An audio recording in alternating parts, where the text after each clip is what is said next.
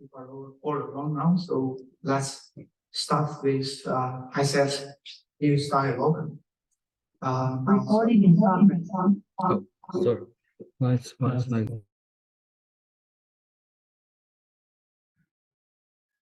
Okay, welcome to this Youth Dialogue session. My name is Daiyong Zhang, the Vice President of the ISETS Executive Committee and the Organization Chair of the Youth Voice Competition.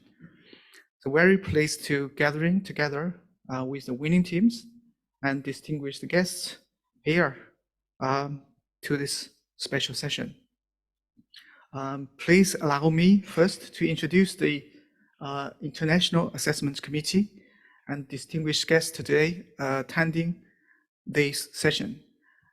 So we have the International Assessment Committee Chair, Professor Ji Qiang from China, and Dr.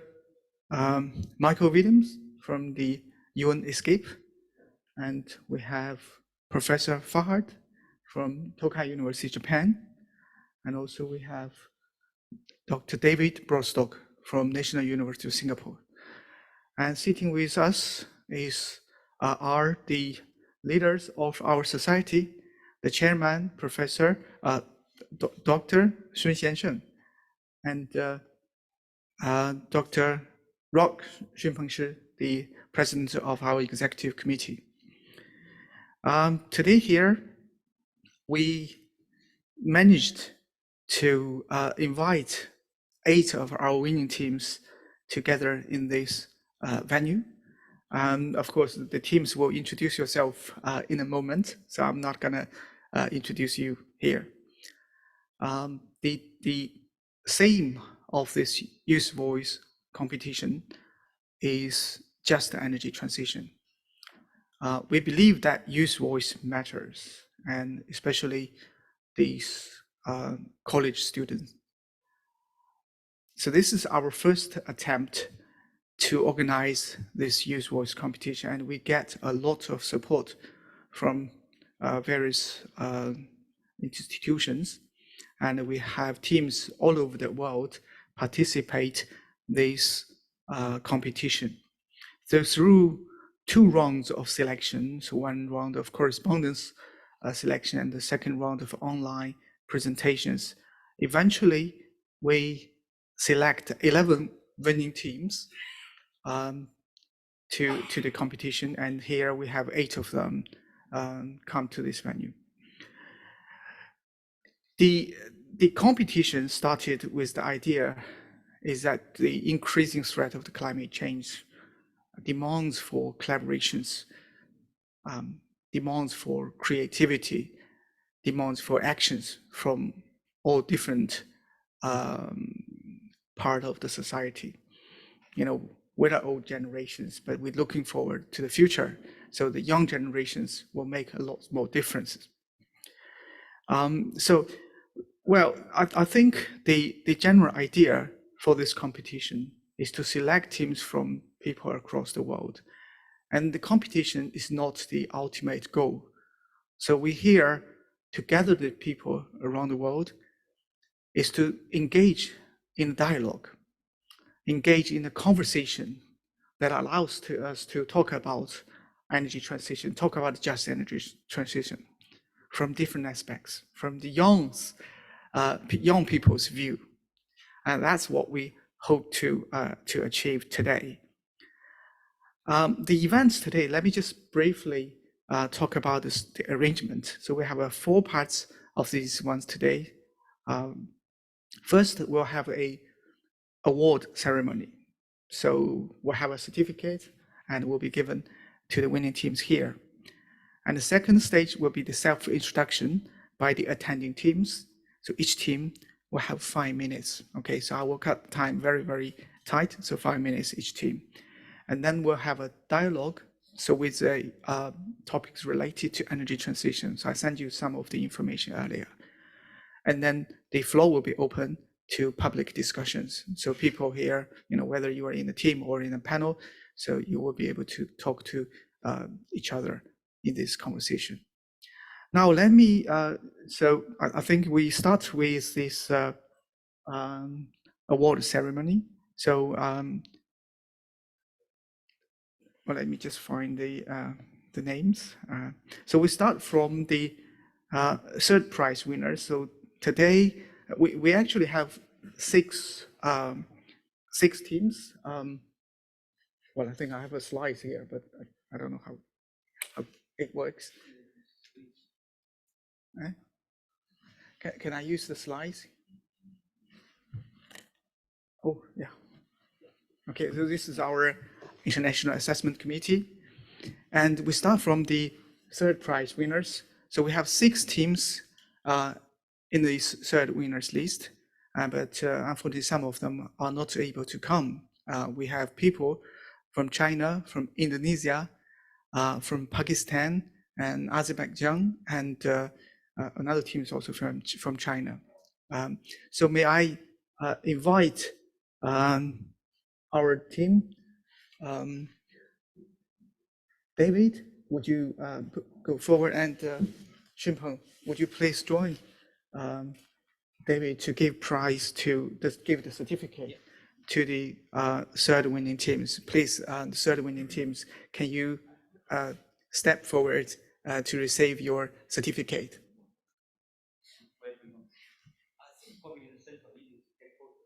Yeah.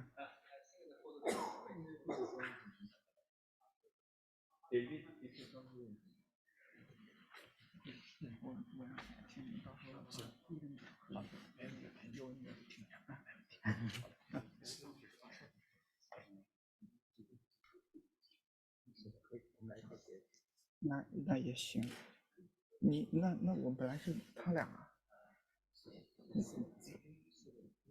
OK， 好吧。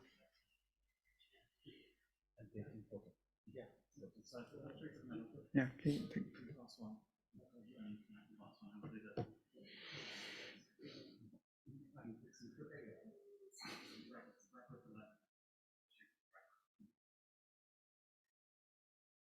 Look at the camera.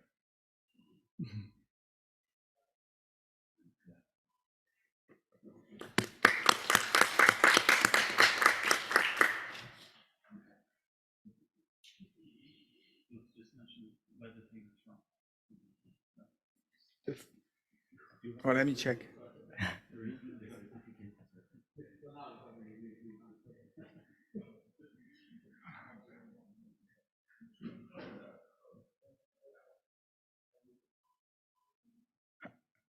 That's another one team here.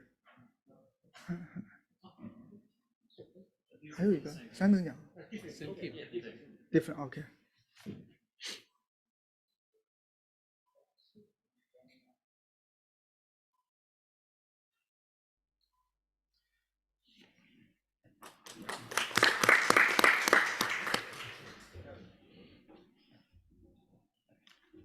Okay, so it would be Mr. Adam Weibo from University of Indonesia. Yeah.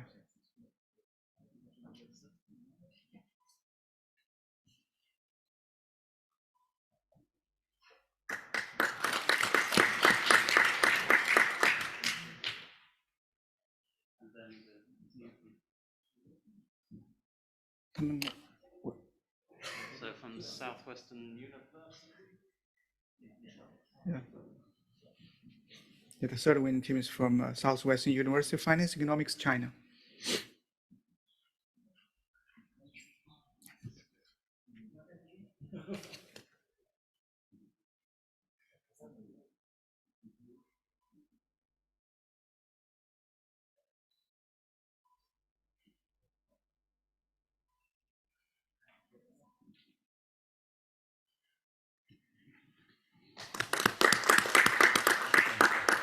Thank you very much, Locke.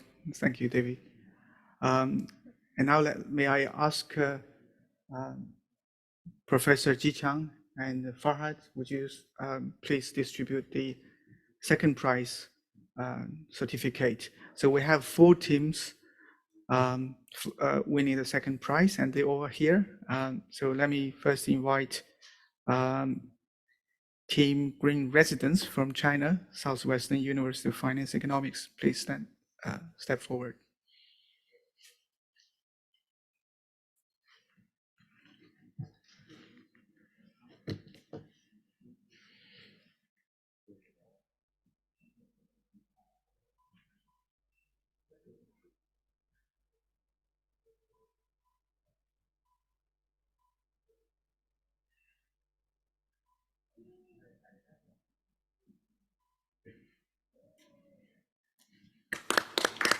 The second team is Team GGGs from Thailand.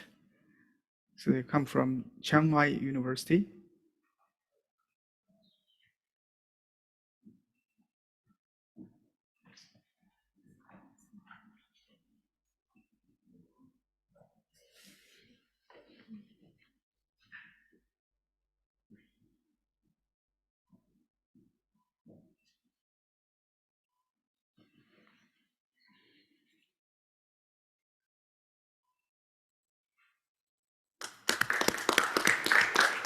And the third winning team is Team Pariran from India, India Institute of Technology, ROPA.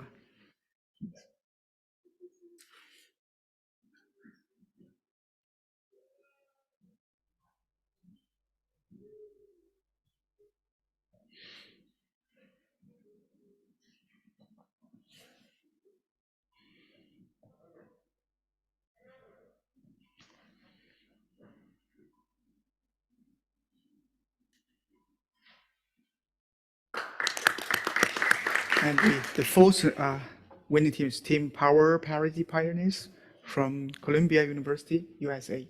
Please.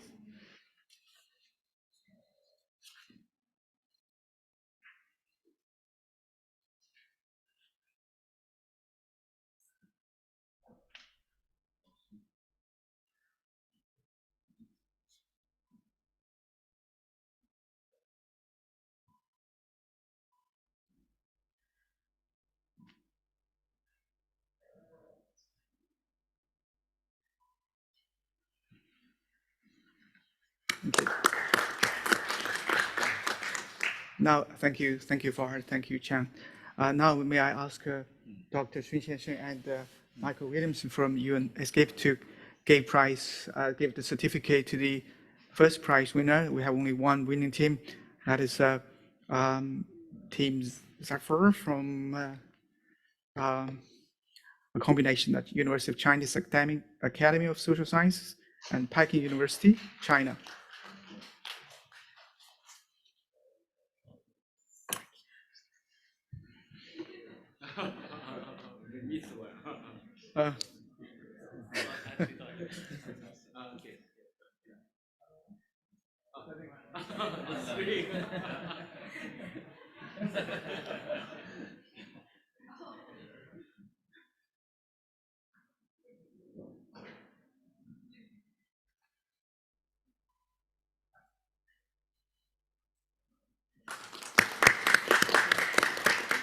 Thank you very much, and big congratulations to all the winners, and thank you again for participating in this competition.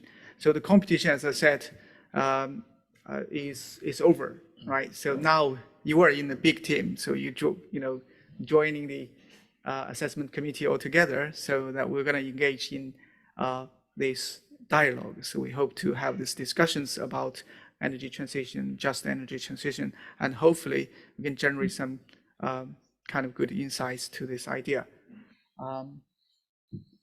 Okay, so before we go to the discussion, I will allow each team 5 minutes chance to introduce themselves. Okay, so we will start from the first prize winning teams.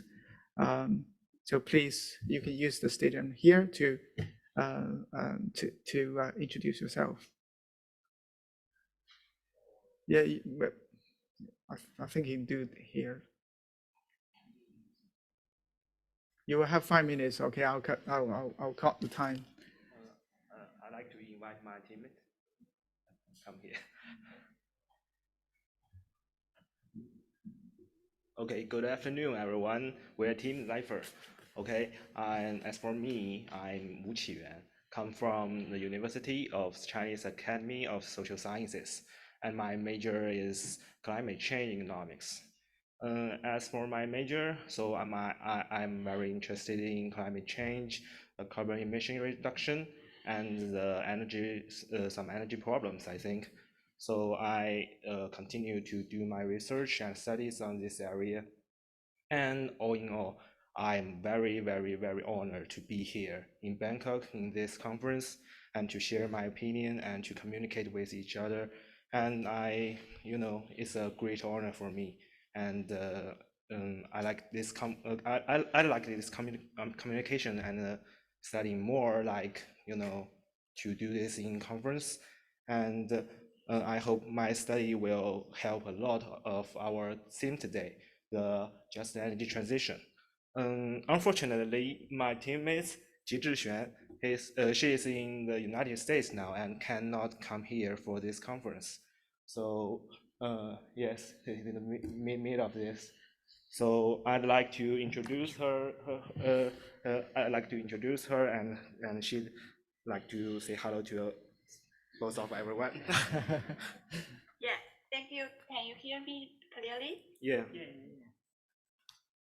Good afternoon, ladies and gentlemen. My name is Li Zhixuan, a member of Team Zephyr, and I am now a PhD student from University of Chinese Academy of Social Sciences, major in climate change economics.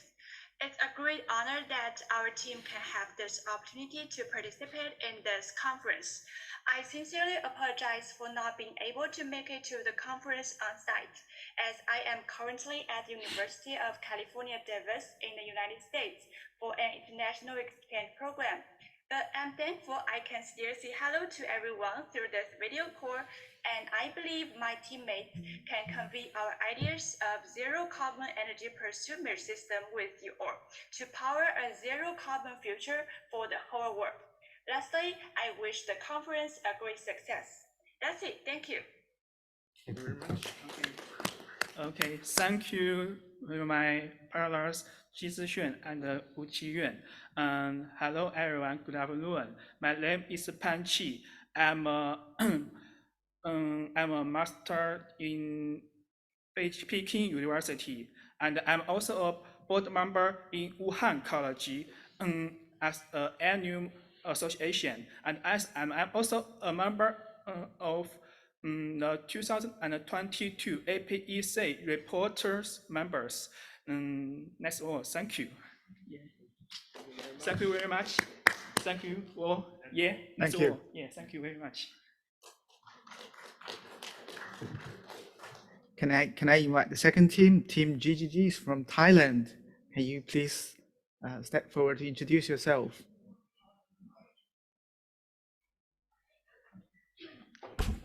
Okay, good afternoon, guys. So really honored to be here. My name is Asmani Jesume. Now I'm studying political science at Thammasat University, and now I am to be youth advocate of UNICEF Thailand about climate change. So I really think about when we don't have anything to fighting solution to fight with climate change. We have to change now, yeah, by working together, collaborate together, yeah. Good afternoon, everyone. My name is Tanya Siri Imubon.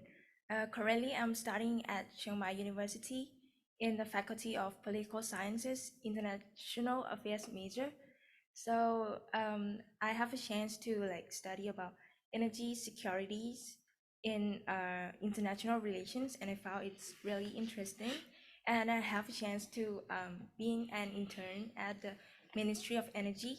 Yeah, so I'm really interested in energy, and I'm really honored to be here today. Thank you.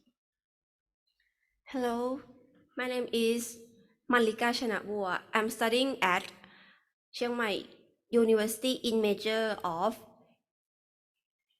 international affairs. So I'm so to be honored to be here. Energy is the topic that I interesting from I study at subject energy security in my university. So I decided to participate with intern in Ministry of Energy of Thailand. Yeah, that's it for to me. Okay. Thank you. Can I invite Team Green Residents to introduce yourself? Okay, can we speak here? It's your choice. Yeah. Okay. Okay, thank you, Professor. And dear professors and friends, good afternoon. It's my great honor to speak at UN Conference Center Bangkok. And our team is Green Residents. I'm Wang Yihan, and this is my partner Chen Jiarui. We're from Southwestern University of Finance and Economics from Chengdu, China. And we are both in fourth year of our undergraduate study. Professor Zhang said that what we will say for self-introduction is completely up to ourselves. So after long consideration last night, we decided to follow our true heart. That is, talk about something which comes to our mind first when come to self-introduction for Youth Voice. And this is my first time to come to Bangkok, Thailand, and I became aware of two things until now. The first is don't be trapped and limited in one specific space.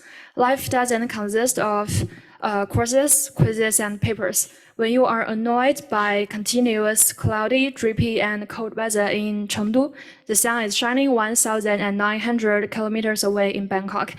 And the second thing is there's still a lot of room for improvement of my English level, which is much larger than I have imagined. So if I don't react to what you say in later dialogue and free talk, it doesn't mean I'm not interested in your talking or I don't listen to you. It may just because I cannot understand totally, but I will try my best.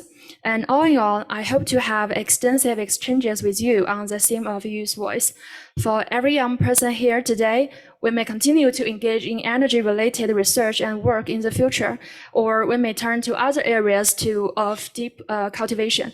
But I believe that today, the day we sat together, breaking down geographical, cultural, and linguistic barriers to engage in a purely friendly exchange of ideas about the energy issues we're facing now, will plant a seed in each of our hearts, which will suddenly break the ground someday, and may only at that time can we realize how rare and precious today is. Now, I'd like to give the floor to my partner, Chen Jiarui. Okay, thanks, Yihan. Good afternoon, ladies and gentlemen, and my dear friends. I'm Chen Jiarui. First of all, I'd like to express my sincere thanks for having such a precious opportunity to attend the ISET International Conference and learn from other experts, professionals, and fellow delegates. This experience actually inspires me to further explore the world through a much more rational and progressive perspective. I was born in Huainan, a coal-rich city in the south of China. For as long as I can remember, the air quality in my hometown was far from ideal, and this ongoing issues has instilled in me a deep city desire for change from that time. After entering the university and being exposed to the field of environmental economics, I've been increasingly aware of the urgency of the energy transition as the current situation severely impact not only the humanity but also the whole world. Driven by a sense of responsibility and compensation, I've tried to do something, entering in a sustainable department of a multinational company, and also had the privilege of conducting research with esteemed professors on green finance. Believing finance could inject vigor into shaping a much more sustainable and resilient society, I'm going to take the next step pursuing a Master of Finance program with the direction of green development at Zhejiang University of China. And my ultimate goal is to devote myself to this meaningful field in my future career journey. Finally, I want to say the voice of the youth may not change the world overnight, but it is a constant driving force. Just as it takes time for the seed to take root, so does it require time for aspiration and actions of the youth to take root and bear fruits.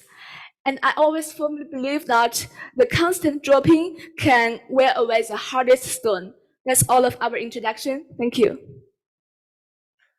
Thank you. It's good timing. May I invite Team Pariran from India? You can start your self-introduction now. Hi, thank you very much. First of all, I would like to thank ISETS and ESCAP for inviting us. We are truly very honored and humbled to be here. And my name is Sukriti Sharma, and I am a PhD candidate in the Department of Chemical Engineering at IIT Ropar. And my area of research is particularly working on hydrogen fuels. I do the techno-economic analysis for hydrogen and how it can be integrated into the energy systems of India. As we know that we have set an ambitious target of achieving a net zero goal by 2070 and reaching 500 gigawatts of renewable energy capacity by 2030. So how the hydrogen can play an important role in this era of clean energy transition is what I usually work upon. And for this particular competition, we worked on particularly one state of India, that was Himachal Pradesh. And our analysis was carried out based on that particular region, and the policy perspectives were derived on how the hydrogen can play a key, what are the basic challenges that is being met while what are the basic challenges that hydrogen as a fuel faces in the era of clean energy transition. It is also having it also faces the competition with solar and wind energy as well. So how the hydrogen can come into the picture is what I deal with. Now over to Bhavna. Hello everyone, my name is Bhavna Chauhan and I am doing PhD in Chemical Engineering from IIT Ropar. And currently I am working on the petrochemical scenarios in India. So I am doing modeling and simulation about that. And thank you ISETS and UNESCAPE for this wonderful opportunity. We are glad to be here.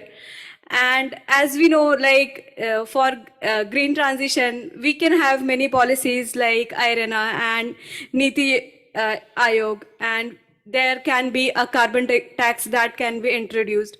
And also ASEAN and India are huge entities that they both has GDP of around 5.7 trillion USD dollars. So, and also in 2022, we marked the 30th anniversary. And this year, India had the G20 presidency, and currently we concluded the P20, Parliament 20. So thank you. Okay. Thank you very much. Can I invite Team Power Parity Pioneers from Columbia University? Can you introduce yourself, please? Yeah. Sorry. Yeah. Hi, everyone. My name is Vincent Tang. I'm currently an MPA in Environmental Science and Policy candidate at Columbia University. I'm just going to give you a little backstory about myself. So I grew up born and raised in Hong Kong. I didn't really know what to do in high school. So naturally, like most people do in Hong Kong, I just went to finance and business. Because of that, I also have that direction, and I was trying to find out what really gave me impact and what I was really striving for in life. And because of that, I did a lot of business case competitions, and one of them was actually doing one on creating shared value and corporate sustainability. And that really connected with me, just like talking to a lot of people like now, just like who are very passionate about a subject that they're talking about. And I went down this rabbit hole of changing my majors into environmental management, and then went down into energy because I felt like that was the place that I could make the most impact in. And that was the most tangible thing I could genuinely see that, especially in places like Southeast Asia, I can make a lot of impact in. And that's something I wanted to do. So with that being said, I think that kind of led me down to working in more international organizations. I worked with the Asian Development Bank and the ASEAN for a little bit on a capstone project. And yeah, currently I'm working more on climate adaptation finance and policy, as well as transition finance and policy.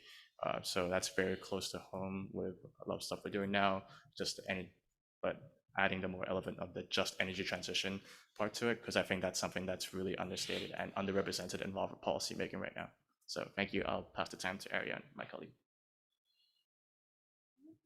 Hi, everyone. My name is Ariane DeRosier, and like Vincent, I am also from Hong Kong, and I am also in the MPA program at Columbia studying environmental science and policy. And, I think my origin story, so to speak, is quite convoluted, so I won't get into it. But I did start sort of from the grassroots perspective. So this panel is really dear and near to my heart, having come from, the youth empowerment sessions and these kinds of groups.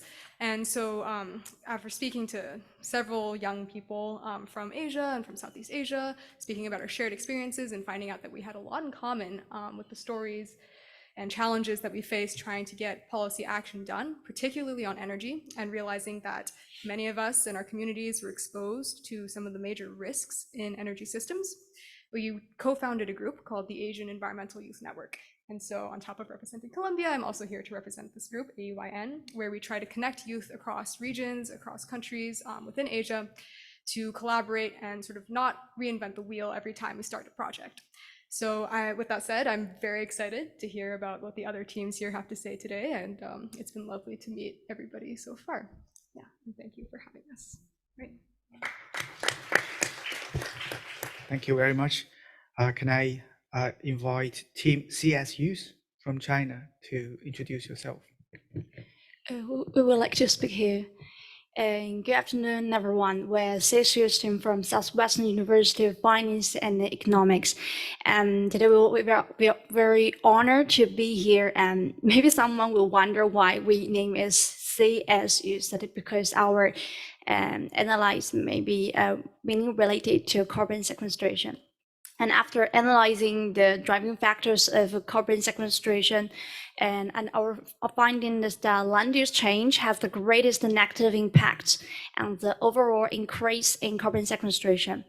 And our team is also from the Institute of Energy Economics and Environmental Policy in China.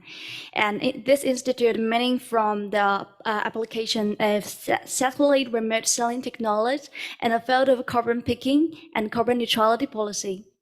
And today, all of the members of the institute come to the conference, and maybe you will ask where are they? Actually, they are here.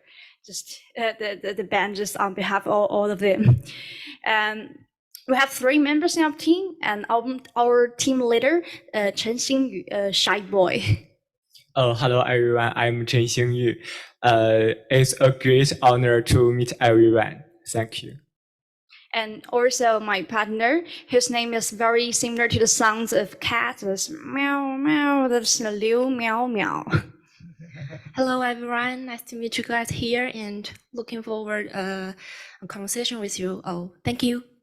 As for me, I'm Wang Yingshen, a girl who loves singing, and I would like to sing a little bit. 和我在成都的街头走一走，直到所有的灯都熄灭了，也不停留。And if you're free, I greatly wish you can come to visit Chengdu and visit our Sufi and our university and come to see the real panda. And thank you for your attention. Thank you very much. It's a lovely song and good to share the panda. Yes, I also from Chengdu, so yes, it's a beautiful city, and we're very happy to have people come to visit. Thank you very much.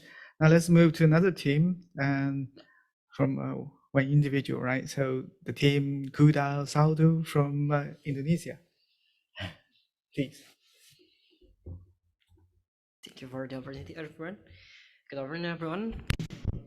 Esteemed individuals from various corners of the world who have relevant interests and relevant concerns regarding energy. Allow me to introduce myself. My name is Atan Hasimi Bowo. You can call me Atan. I'm a GAF6 student from Indonesia, and I'm Assistant Network Manager of the SS in Indonesia, and I'm an SDGs enthusiast. And yeah, as a GAF6, the main thing I study in my lecture is the most is about conventional energy and versus process that. Yeah, in quotation marks, are not green and often face protests. But for me, renewable energy and the energy transition process are what piqued my interest and somehow called me to delve deeper. And in this learning process, just energy transition is something I often hear. And for me, just energy transition is not just a slogan, not just a tagline, not just a chosen process, or not just an agenda made mandatory for some certain of things. For me, it is a necessity that we need to realize in a tangible manner and a reasonable way. However, in this realization process, there are two major challenges I often encounter. The first is decentralization, and the second is collaboration. The energy transition can and should not only be done in urban areas. Our friends in rural area and remote areas also have the right to and should have equal access to this.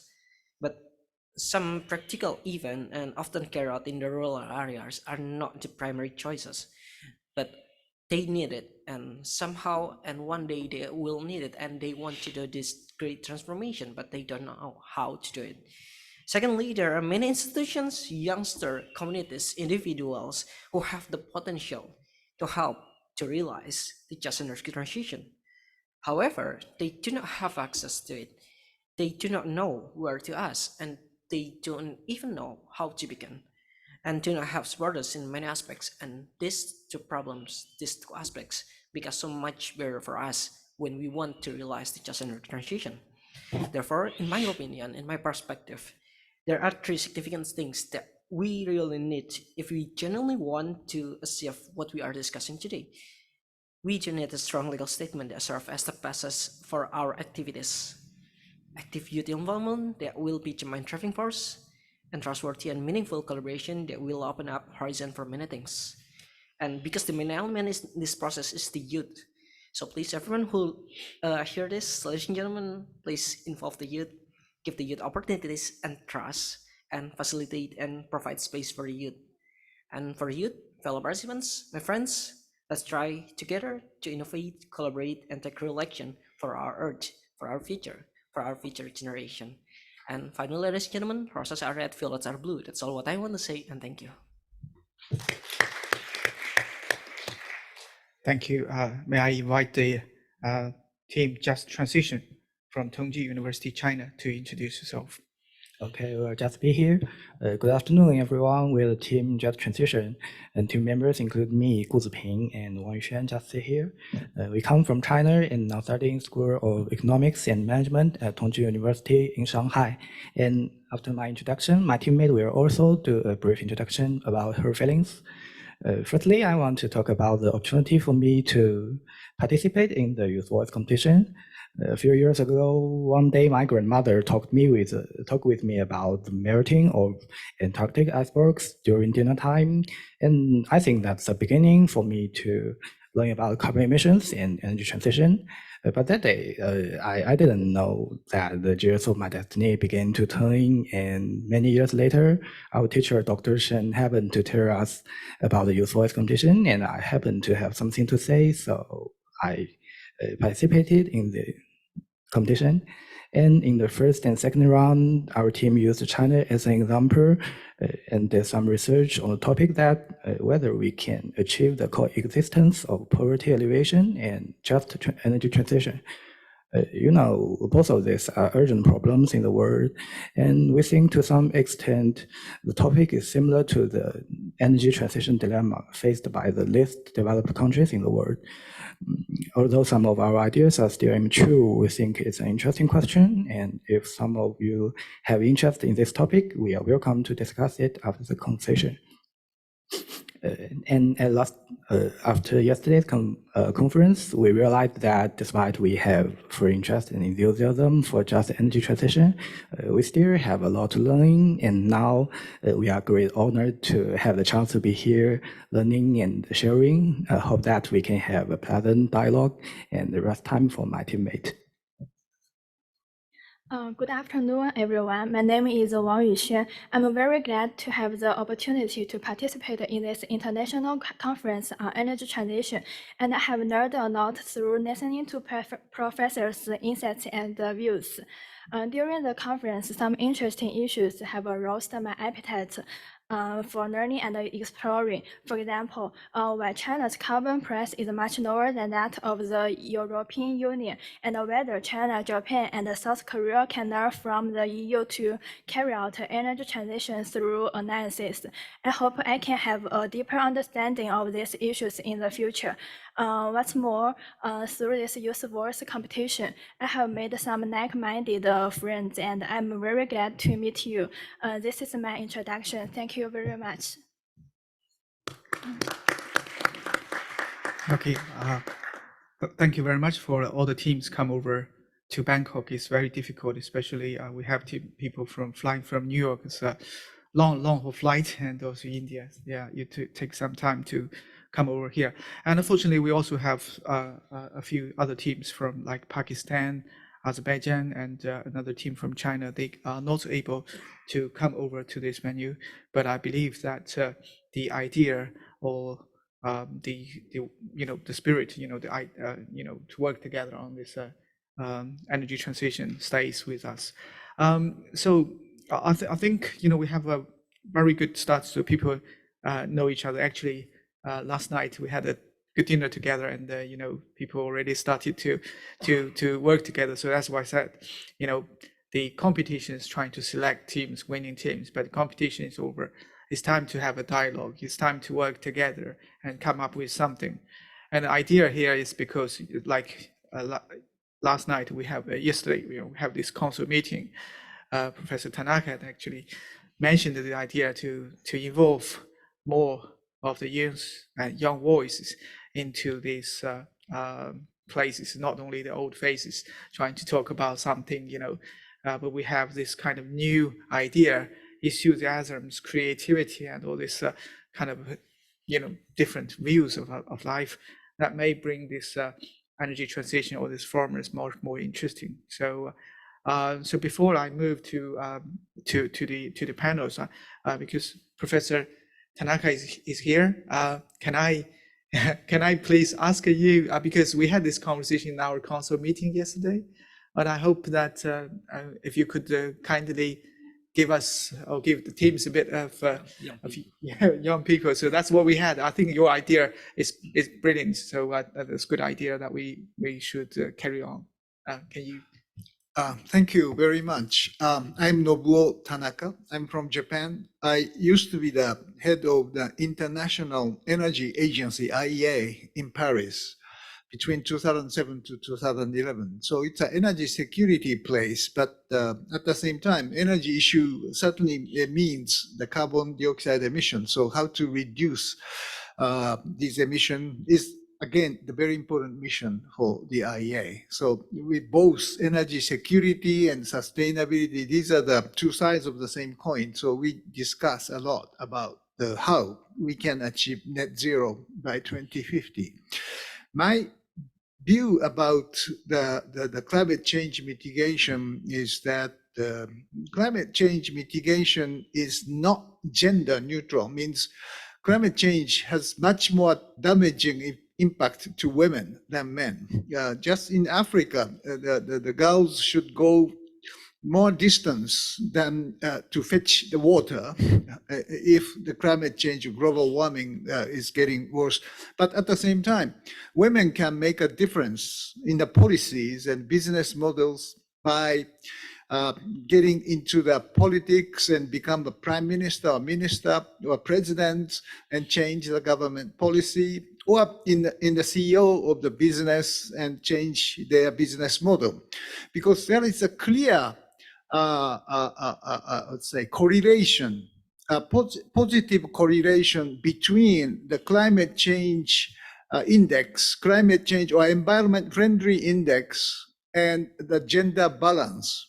Very interesting. So those countries or business who favors the women's participation has a better mark or rank for the climate change mitigation. So this positive correlation is something interesting. This is not, let's say, a causal relationship, but there is a positive correlation.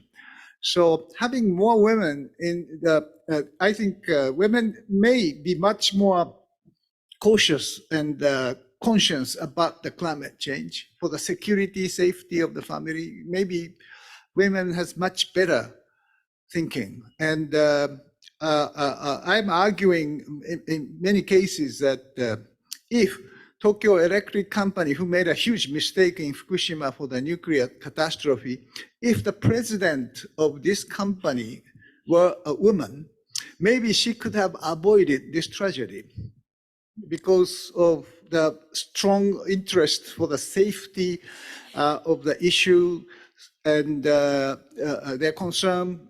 Because I talk with the investment recommendation or investment, I would say, advisory firm, which are only consisting of women.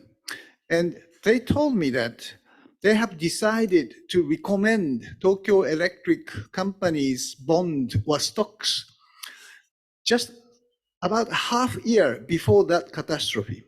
Why you did so? Because I was told that they keep all the records or accidents or mismanagement of the company of their recommending, and Tokyo Electric repeatedly do the same mistake and do not have concern for the mistakes. So finally, they decided to stop recommending and saving lots of the investors, which they are consulting.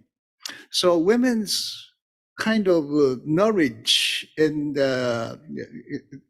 sense for the security is probably much better than men.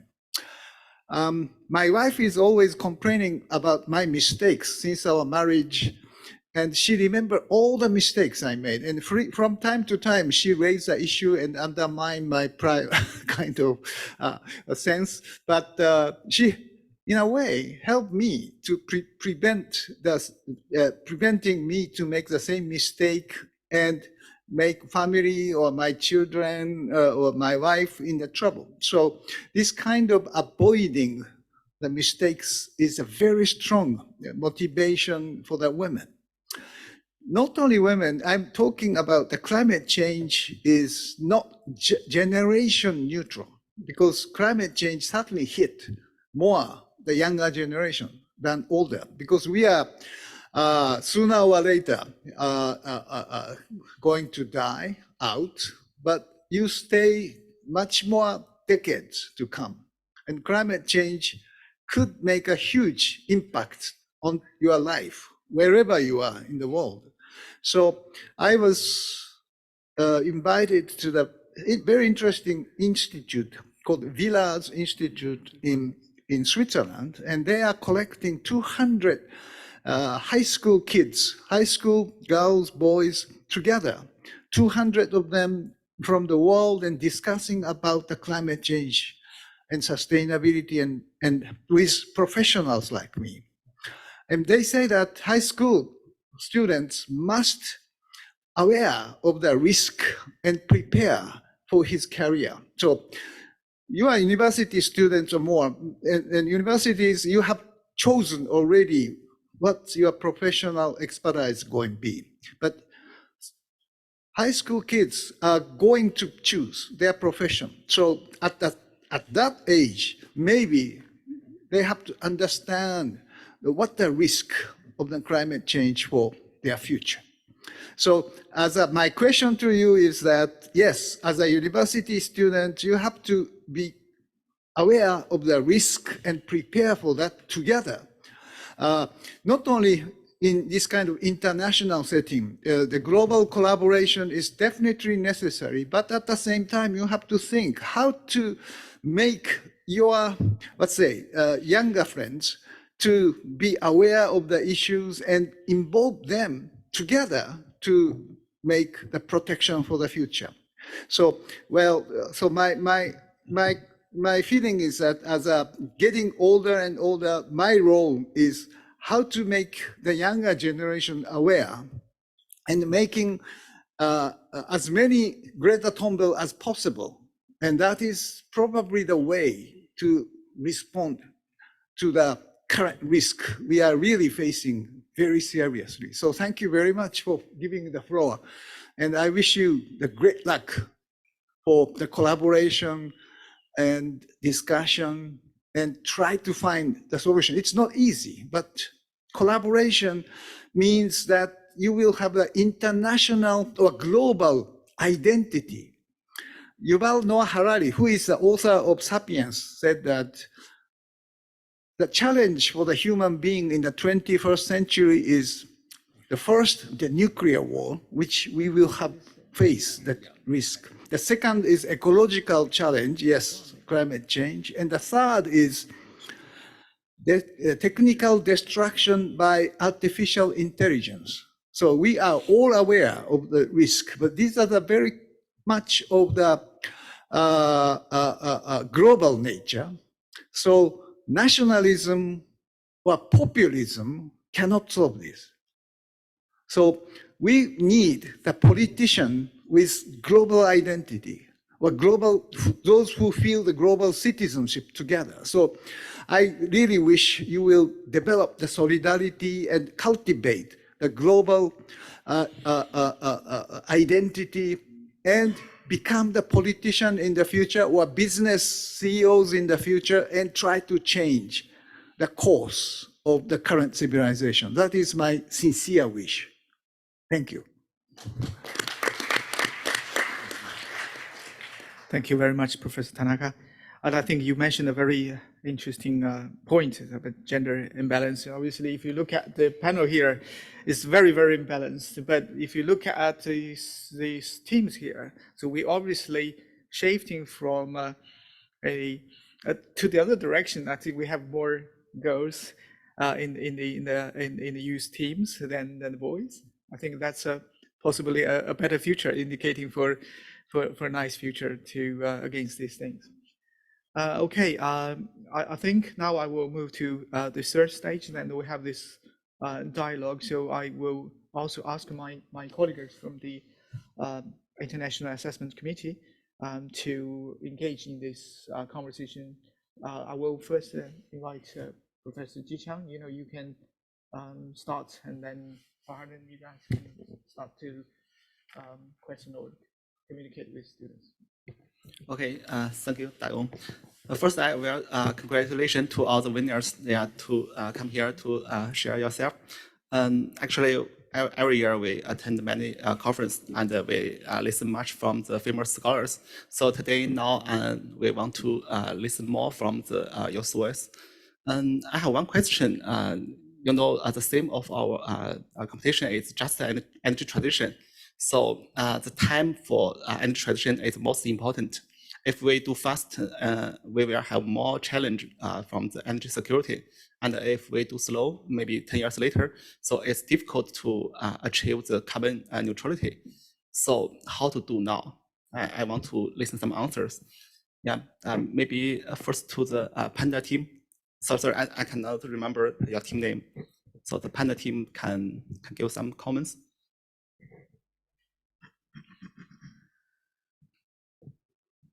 The team from Southwestern University of Finance and Economics. Singer, yeah.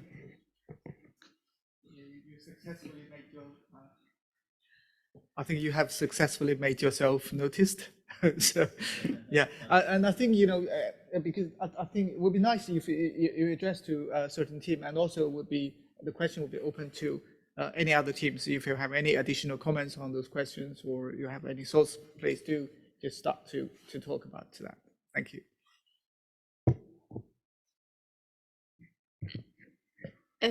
I think it's a bit the Chinese approach in promoting the double carbon goals. Maybe is worth learning from. Maybe something like Chinese purpose green development, and something like conducts international cooperation in accordance with the principle of mutual benefit and win-win results. Strive to achieve energy security in an open environment, expanding the opening up of the energy sector, promote high quality joint construction of the Belt and Road Initiative, that is BRI, and already participates in global energy governments. And also we need to pay more attention to the still about the development of the energy technology and how to increase or improve the energy efficiency. And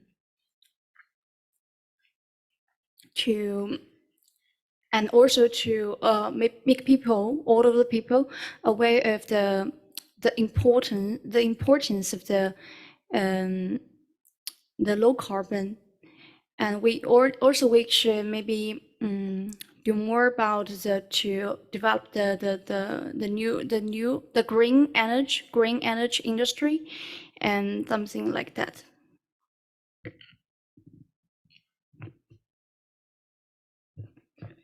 Okay, I'm being primed for offering a question. I'll first of all offer my sincere congratulations to everybody as well, once again. Really fascinating hearing how you guys are looking at the question of what is a just energy transition. And I think, we've heard from China, so maybe we'll turn towards Thailand. I'm thinking, well, possibly Indonesia. Maybe both of you can take a swing at this one. The question of what is a just energy transition is one which in recent years in particular has been reshaped by questions around domestic energy supply, the need for clean energy being generated domestically and stored domestically. But at the same time, we're having renewed conversations around how people like Singapore can trade more with people like Indonesia and Thailand through various different mechanisms.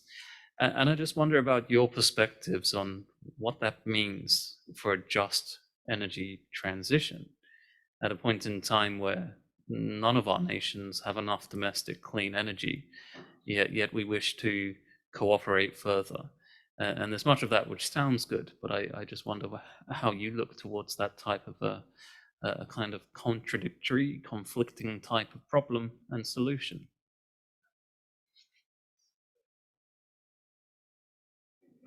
Maybe I'll go first. Okay, that's an interesting question because that's become one of the main concerns too about decentralization of energy transition. And one of the problem about the domestic supply of the energy in Indonesia, from my opinion and from my point of view, is that there are abundance of resources that could become renewable energy sources, but in the rural areas, in a village area, there's not so much concern about to shifting to the renewable energy, and the local people still depend on the conventional energy because that's the cheapest thing that they can afford. That's the first.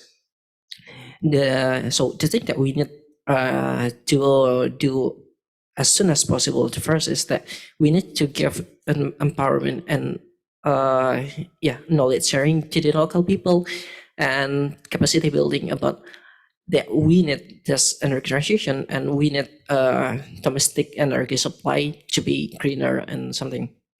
That's the first.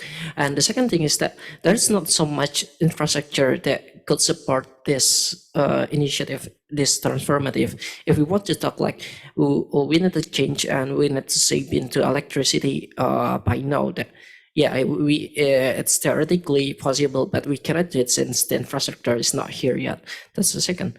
And then in the local context, if we talk about the energy transition and about domestic supply of the energy, there are still a lot of people that are pessimistic and they're not really optimistic with this effort and with this initiative to transform better.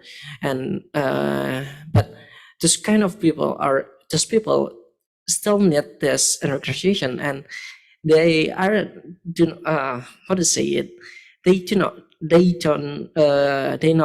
want it, but they need it, but they don't know how to like implement it. That's the thing. So I think that how to solve the domestic energy supply problem or the domestic energy supply barrier is that we need to do empowerment to the local community with the local context that align with their activity, so that they will listen to it. And then the second is infrastructure. The basic infrastructure need to be done first, and then we need to collaborate and involve youth more to the initiative, because a lot of youth youngster in Indonesia, it's actually want to involve in this initiative, but they don't know how to like join it, or they don't have access to it. That's my question. That's my answer. Thank you. Okay, for me, it's like the energy transition is represent a multi-phase transformation, attending like beyond the technological advancement in renewable energy. So it is the fundamental agenda of a proposal and international change. It is the transition we like discover both of necessary and the potential of various stakeholders to advance a new role. For instance, like the imagine of empowered citizens generating their energy of contributed or the festival of grid. This is demand a novel approach to energy supply and consumption as well as phrases of the rule and regulation. Consequently, the energy transition stands as a process of far-reaching social transformation.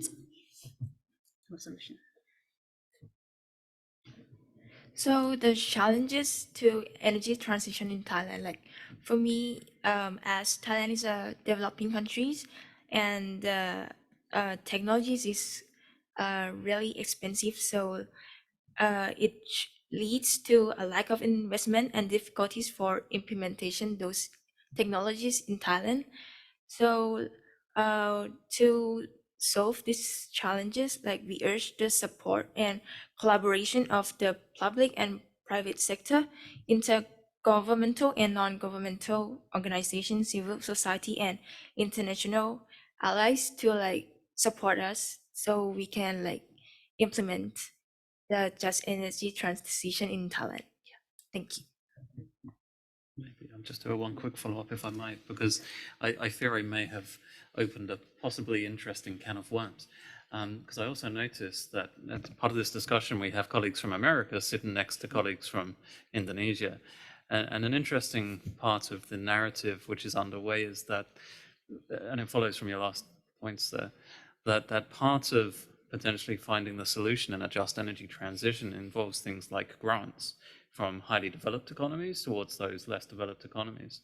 And recent experiences between the US behind things like the JET-B program towards Indonesia have raised certain eyebrows.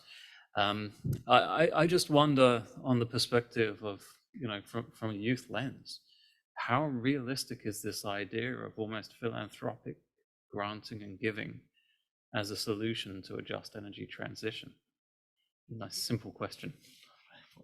Yes, I can respond to that. Having actually personally worked on the JET-B in Indonesia with the think tank called the Rocky Mountain Institute, I can tell you that when it comes to programs like the JET-B and philanthropic grants, it's really important, one, to also use those grants to mobilize private and other public financing and sort of a blended finance approach if you actually want any of these outcomes to be achievable. But secondly, I think more importantly is that with these programs, the idea of procedural legitimacy in terms of ensuring that people are actually involved and getting the correct forums and channels to give their input is really important. And currently in most of these programs, those kinds of procedures and institutions and communication channels are not in place. And while it's amazing that we have panels and sessions like these, we can't just rely on one-off sessions. We need dedicated institutions that can actually sustainably and continuously over a long period of time speak with one of the major or lots of the major decision makers. And so if you really want to talk about the effectiveness of philanthropic grants, it's not so much where the money is coming from, it's how the money is being used and what other outcomes and procedural institutions are there to ensure that the money is going to the places it needs to go and not just giving out without any conditions or outcomes that are preferable. So when you talk about a case like the JET-B, I think with all due respect, the sort of outlined procedures are not fully there. And if we want to talk about youth engagement, and while there's plenty of surveys and forums being done, there's no board, there's no youth panel to talk directly to the people administering the JET-B. And I think one of the leading examples that recently was done by the international energy company Ørsted is what they did is they created a dedicated youth panel that is reporting directly to the CEO of the company, and they are consulted on major decisions. We need more institutions like that. And currently within Asia, and well, this is a global problem as well, but particularly in Southeast Asia, these kinds of institutions are simply not there. And so I think the UN, ESCAP, ASEAN has a big role to play in ensuring that these kinds of places exist, because I can tell you that a lot of youth are very passionate and personally affected by the climate crisis. They simply lack the access points to make a difference and an impact.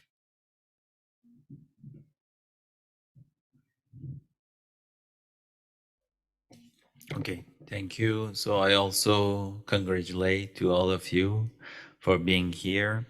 So let me use this chance to share with you one of my experiences and also having a suggestion and asking a question. So when I got my PhD from Keio University in Japan, and I started to teach at same university, dean of our school asked me, "What do you want to teach?" I answered, I want to teach energy economics. He asked me why energy. We didn't have energy economics course at that time. I said, because energy is very important. And for Japan, almost 1/3 of the import is related to energy. Energy price fluctuations have significant impact on Japanese economy, and many other reasons, energy security and so on. But we don't have a course on this topic to understand, to research on it, so that students learn more. Then I started that course at that time.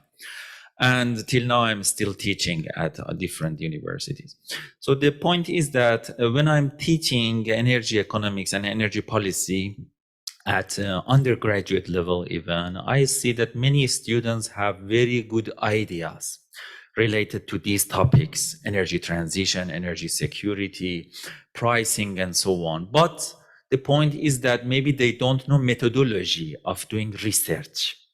What I'm doing is teaching them methodology at the same time that I'm lecturing and having routine lectures, teaching them research methodology. And I published a lot with my students, even with my undergraduate students. So they had very good ideas. Ideas came, and I taught them methodology and so on. So the point is, research is very important in this field, and learning methodology, research methodology is very important. And now that we are discussing about collaboration, one way to promoting collaboration is research. There is no border for doing joint research between different countries, different universities, and all of us have single and same language when we are doing joint research. So this is my suggestion to you, that using this chance, knowing each other more and talking about joint research opportunity, then from now on you can keep on this relationship and you can do many things together.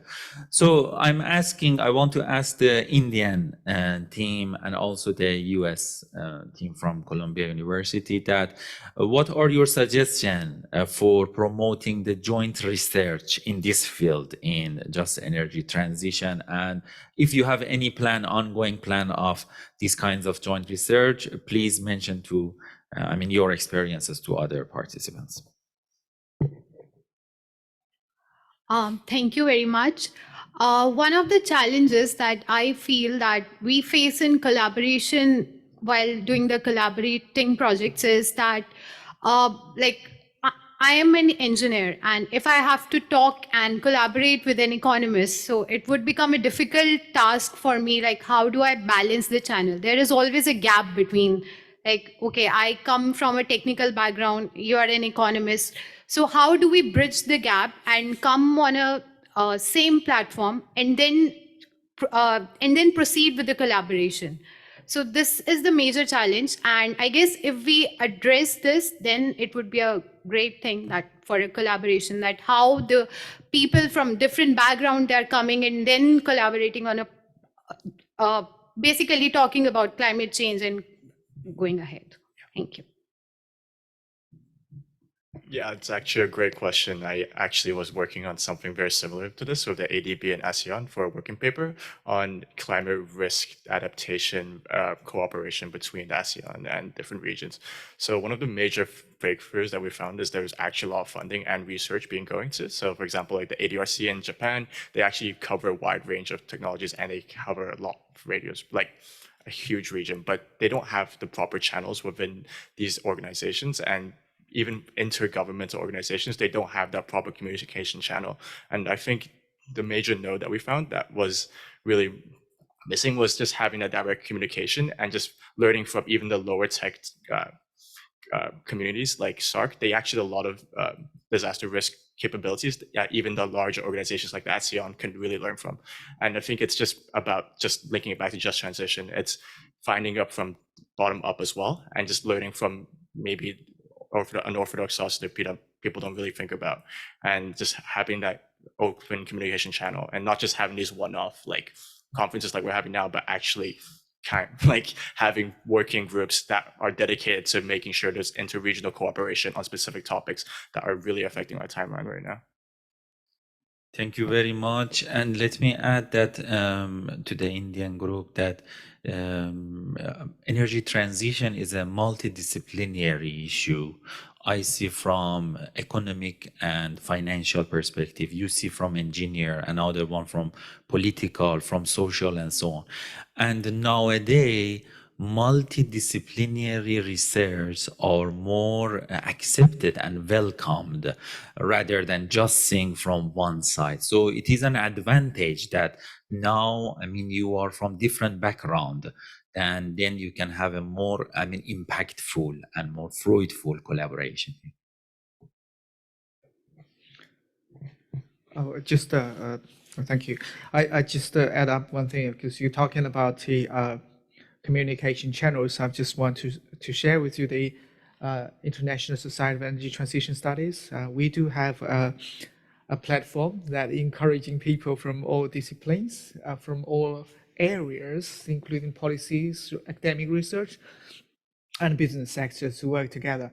And we do provide dialogues or forums in different area. And we in our website, we also have working paper series. So you're talking about the working paper series with ADBI, you're welcome to submit your working papers and to get noticed from using our channel in our website. Also, we have ISETS policy briefs, so that allows people, you're not necessarily economists, or it doesn't matter whether you're economists or technicians or engineering, as long as you have some views about certain issues or topics, you're welcome. It's like a short version, non-technical discussions on relevant policies on energy transition or related topics. You're very welcome to go to the website of ISETS and get your works listed there and get people noticed. And that's one of the ways to communication with the society. I think that's something, because I believe there are lots more different channels, and obviously the pandemic has made a lot of difference in the past few years. But now I think that it's time to get back to normal. So we sit here today, and we hope to carry on, this communication through many different ways, and that hopefully will help. Okay, one of I probably want to add to this side, because we're talking about like Professor Tanaka and I just mentioned that this gender imbalance issues, and I do agree with you. From many of the academic research, we do discover that females are more care about the environment, and they're more eco-friendly. But the situation is that when you look at the decision makings, the intention and decision making, that's potentially a gap. And also, different cultures, like we have people from China, and we also from India, and obviously we're closely linked to each other, bordered, but we have very, very distinctive cultures from each other. And the point is, how do we go beyond this barrier and work together in terms of collaboration, especially your generations. I know. So I leave the floor to first the Chinese team, and probably you might want to reply. So from the left hand side, we have two teams. What would you comment on that?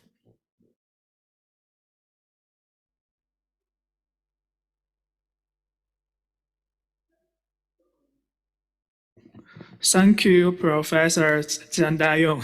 Yeah, Dayong Professor. I'm sorry. Yeah. As you say, the barrier and work together is a chance that we can sit together and to make choice was meaningful. So I want to talk about something about just energy transition. Thank you for this chance Dayong Professor gave us. Yeah. Now, so our team's topic tips is depth, which means no depth. So first let me introduce you what is depth. Depth means their carbon energy percentage system. We have lunch. I have said that I have looked at you say the net zero point the net zero future. Yeah, which means just like us that our team slogan powering a net zero future for the people of all of the world. Yeah. And I will just tell you what is prosumage. Prosumage, our team's prosumage. Prosumage means is the product and consume and the storage 1 unit in your array, which means the solar PV. Yeah. So just we think that we want to ensure that both people and the planet benefit from the energy transition. That's what I want to say. Thank you. I want to add some things like the international help and the international work both culture together, and I think the most important part is about to share from the government to share the know-how and the technique, and this will help a lot. Countries talk about they have learned, they worked, and were being through. When they've switched to cleaner energy,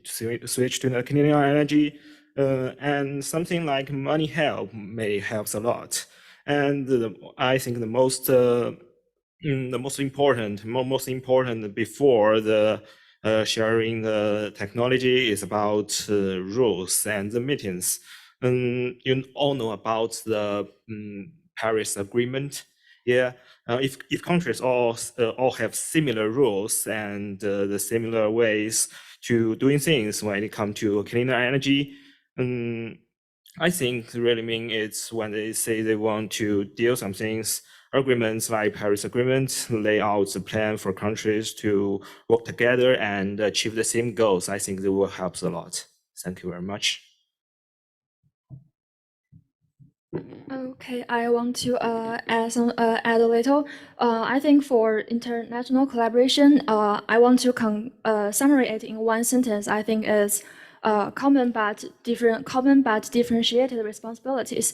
I think first for everyone, for just energy transition, we can not only know the challenges facing in locally or in our home country, we should also know the challenges facing globally and by other countries. And as I just said, common but differentiated. For differentiated, I think we can divide the countries around the world into different groups. One is like developed countries, and developing countries, and other middle income developing countries. I think every different groups of countries facing different challenges. So if we want to facilitate international collaboration, we have to make sure that everyone knows the problem and difficulties faced by different groups. Then we can set commitments and declarations that everyone agrees. Yeah. And the point I want to add is that it is necessary to establish the standard information disclosure and data transparency. As you know, the standards often serve as the foundation for trust, cooperation, and consensus. So I think it is important to make consensus on the appropriate assessment methods and modeling tools to state and assessment something and to unify the collaboration or the task allocation and so on. And that's all.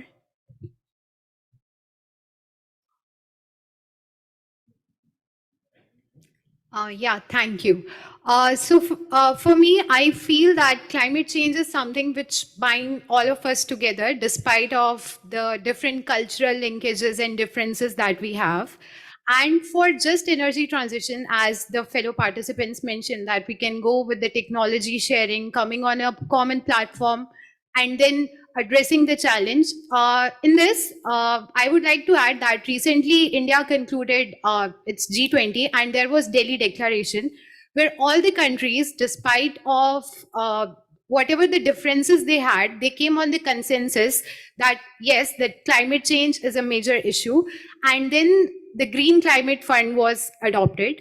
So dialogue and diplomacy is definitely on the top. That's how we can address the challenges that we face in terms of differences in culture. And secondly is technology sharing. And third is, yes, the developed countries need to support the developing countries as well. And there should be a proper channel of communication and transparency that the countries should maintain amongst themselves. I guess that's how we can reduce the differences. Thank you.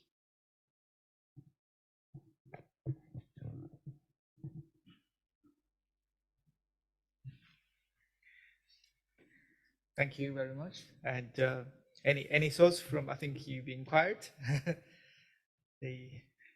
From Tokyo University, right? I think facing like differences between like beyond general, and we need to do some collaborations. We just need to pursue the same things we both have and accept the differences. Although maybe some questions are different in these regions, and in other regions are not the same, but we have the same goals, like we should pursue the net zero emissions for countries all over the world. So just on these topics, and we can do our collaborations, I think. Thank you very much.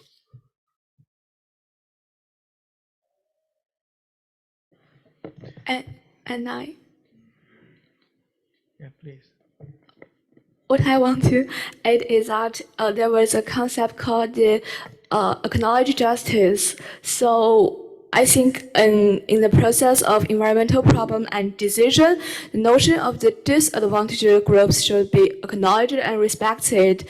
The strong party in the decision-making process should show a listening attitude and recognize the right of the weak party to speak and express and to action. Yeah.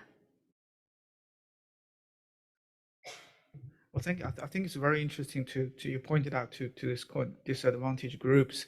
I think for in the developing countries, or even in the developed countries, we do see that huge distribution. This is part of I think apart from energy transition or the issues related to energy, there's a general sustainable development goals. This is where you probably see a lot more of this circle 17 goals that are proposed by the UN. I think that part of the things is kind of this how to balance the development not only across country but within the country, between among different groups. I can see from the Then if you go outside of this UN building next to the other side of the river bank, you can see lots of I guess people live there, or or they work there. It's quite different scenarios from where we are sitting here. We have air cons, we have all this kind of nice buildings, etc. And the question to the teams, whether you're from a developed country or developing country, is what can we do to solve this kind of balance within the country or among different groups? Anybody, open to you guys.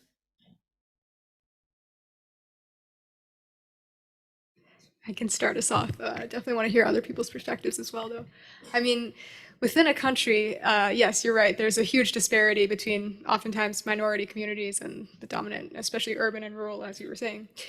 And I think this goes back to my point about institutions, but we need more outreach committees. We need more formalized, continuous ways to get engaged with these kinds of people who do not typically have access, whether it's financial access or community influential access to the kind of decision makers within the energy sphere. And so within that, making sure that there's part of the financing, if we're talking about grants or programs like the JETP, anything like that, that goes towards this type of outreach is really crucial if we want to make sure that the just energy transition is actually just and addresses these issues of equity. But I'd like to hear from other people as well, because I think it's, as someone not from a developing country, yeah, I think other people, personal experiences. Yeah. May I? Yeah, I think I'll add something. I'll agree with Arena. The unbalanced condition made a lot of people skeptical with this agenda, with this initiative, and a lot of things. And one of the things that we could do, or the effort that we can try, is that we need to empower the grassroots movement, so that there are more people need to connect and access to the local people, and then have direct access to them. But they need certain certain guide, like how to engage with them and how to connect with a more powerful community or something. And that's the thing. So I think that we need more grassroots movement that involve youth, local people, and then that have and know the local context much better than us to made some strategic development or strategic things to what kind of things that we need to implement and what kind of specific things that we need to make in the terms of make the energy transition can be realized in this imbalanced condition. I think that's for me. Okay, I'd like to introduce our events now and a little bit more. Our events is ZEPS, Z-E-P-S, as my partner Panqi said formerly. And you might be interested what is ZEPS, what exactly is ZEPS. ZEPS, Z-E-P-S, this is the zero carbon, E, energy, and the P, prosumerage. It's a new word, it's brand new word, so I will explain it later. And the S is system. So it's the brand new system from just energy transition. I think is the best, not the best. I think it's a better way than before to achieve the just energy transition. And you know that ZEPS is a streamlined energy solution that generates, uses, and stores energy without emitting carbon. It empowers individuals to manage their energy preference by merging producer, consumer, and storage. So mixed together is the new word like prosumerage. So in a home energy system with solar PV, the main ZEPs utilize direct current for electric vehicles or converts it to alternating current through inverters for household appliance, etc. And you can use the extra electricity can be sold to the grid or stored in the battery, I think. As a home energy storage technology advances, that's become more independent. So it's a future event, I think, and it can function off-grid. That's all. That's my introduce. Sit by me is Dr. Sun Xiesheng, who is the chairman of our society.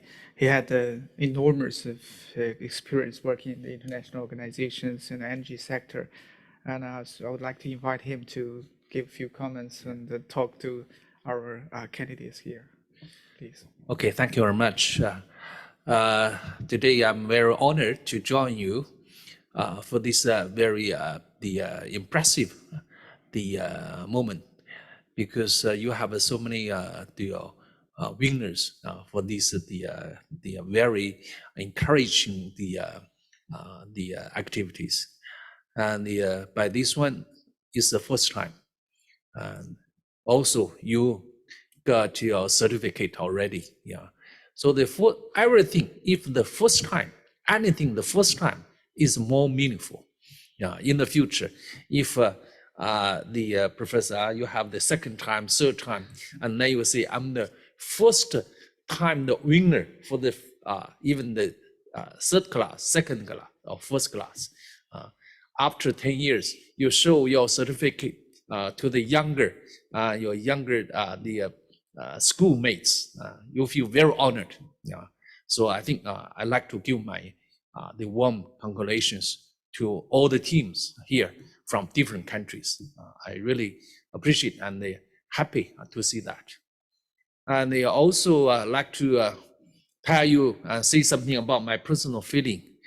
I know that all of these team members aging from 18 to 24 years old, yeah, really envy you, be jealous with you for this very promising young age. You know, energy transition, climate change, and even for the economic development really needs all these young team, young members, young the girls and the boys to involve, to push. Frank speaking, I also enjoy the studies in the schools. I got my LLM and the 2 PhDs. Yeah, I know you are some maybe graduates, some the masters. Yeah, but I don't know you have any the PhD candidate or not. 有读博士的吗? Yeah, you're here, huh? Good. Okay, I have 2 PhD degrees. Yeah, so I just like to share with you. I really enjoy the studies, and later on, when I got my PhD, and it's sponsored, financed by the government. So at that time, I'm the director already, 处长. And after this, I come back office, and I told my boss, the minister said, I like to study the postdoc, 博士后. And my minister said, no way, go back and start work. No, so I just tell you that how I envy you, young people. You have the good time and the golden time to study. Really appreciate that. Also, I'd like to tell you some about this, the energy transition, the future. By some of the think tanks, by the 2030, most of countries will have the carbon summit. By the 2060 or 50, India is a little bit different. 2070, the government promised is carbon neutrality. Yeah, both most of the countries from Europe is 2050. Yeah, they are more aggressive, and China is 2060. And by some of the think tanks also, they focus that the total of this cost of energy transition is about 120 trillion US dollars. 120 trillion US dollars. So by the future, 30 to 45 years or even 50 years, for this energy transition is a big career, yeah, with the many challenges. So for you, even now you are 20 years old, 40 years later you are 60, or 40 or 50 years old, you are only 70. So by this career, for your generation, no concern, no worry.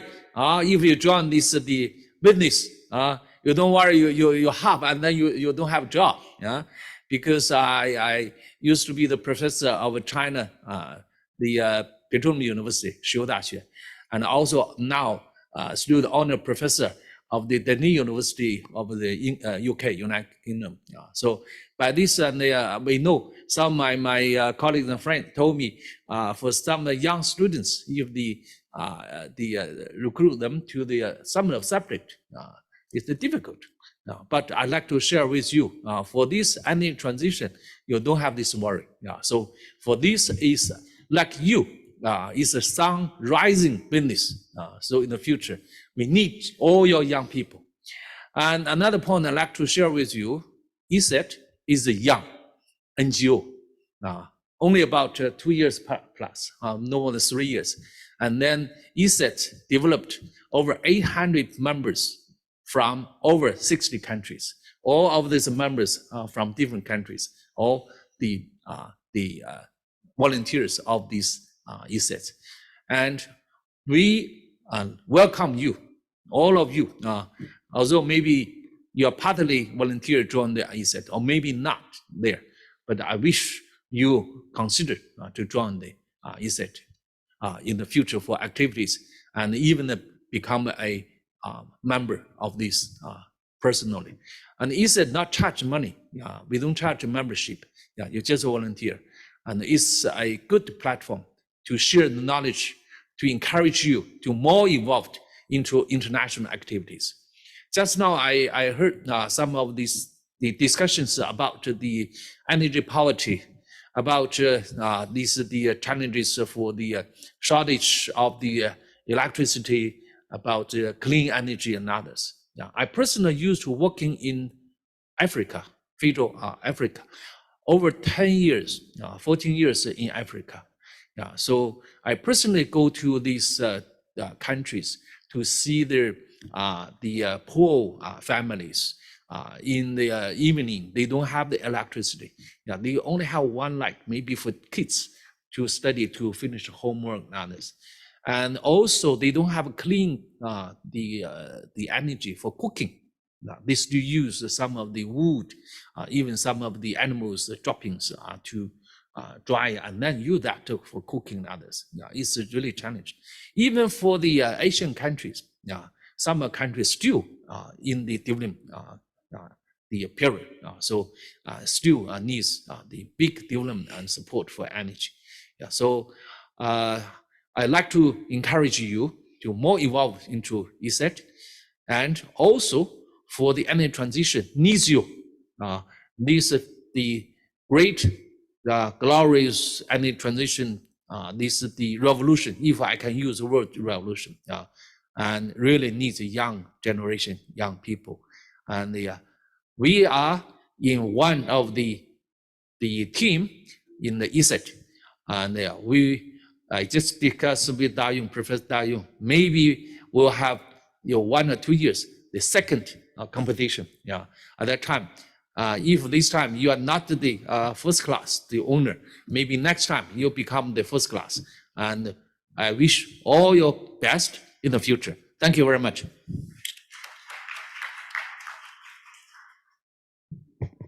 Thank you, Chairman Dr. Sun, for his expectations, actually. I think and according to our schedules, we open the floor to everybody, so including people sitting in the back. And also, we have, this is a dialogue, so anybody, including the team members here, if you have questions to ask any of our committee members, you can, and also the professors around you. It's time we have these free discussions. So floor is everybody, okay? Feel free to raise any questions or talk about anything you'd like to discuss.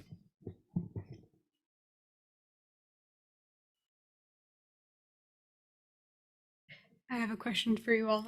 Thank you, first of all, for organizing this competition. I think yesterday and today there's been a lot of talk about capacity building, especially for minority communities, disadvantaged communities, and particularly for youth.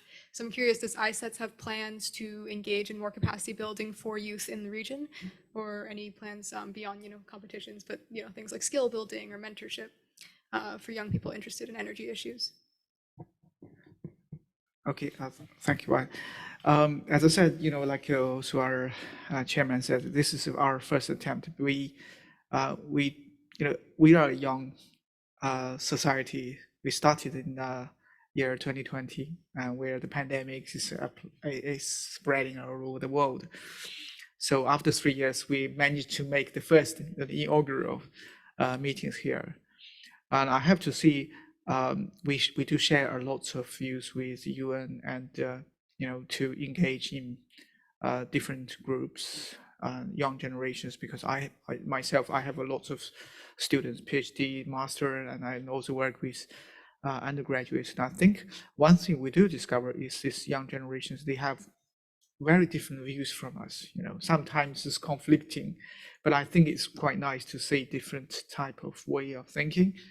But another thing is that, I think entering my stage of life, or I find, we have this kind of stereotype of thinking, and we are much more, we are more experienced, but we are not very good at acquiring new knowledge relative to the young generation. So that's one of the things that we hope to encourage, but to the young people to involve in this business. And again, this, as what we started in the beginning, young generation is the future. The future is yours. The energy transition, or the efforts against the climate change, you're going to take a lot more responsibilities in the future.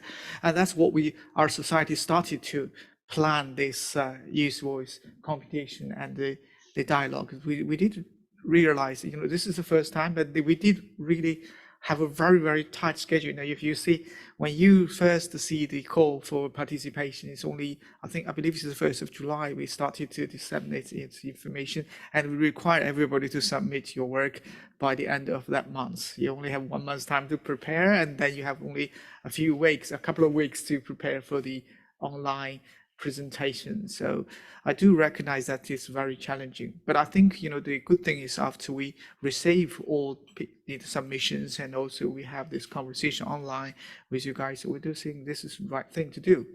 And I don't know what's going to happen next year, but from my point of view, I think from our society point of view, we do want to carry on doing that, and we do hope to build a momentum or continuity of supporting the young generation. It's not like, we want to create a platform that people can communicate, and I'm very, very delighted to see from yesterday to now, and then, the people actually talking to each other and building up this friendship.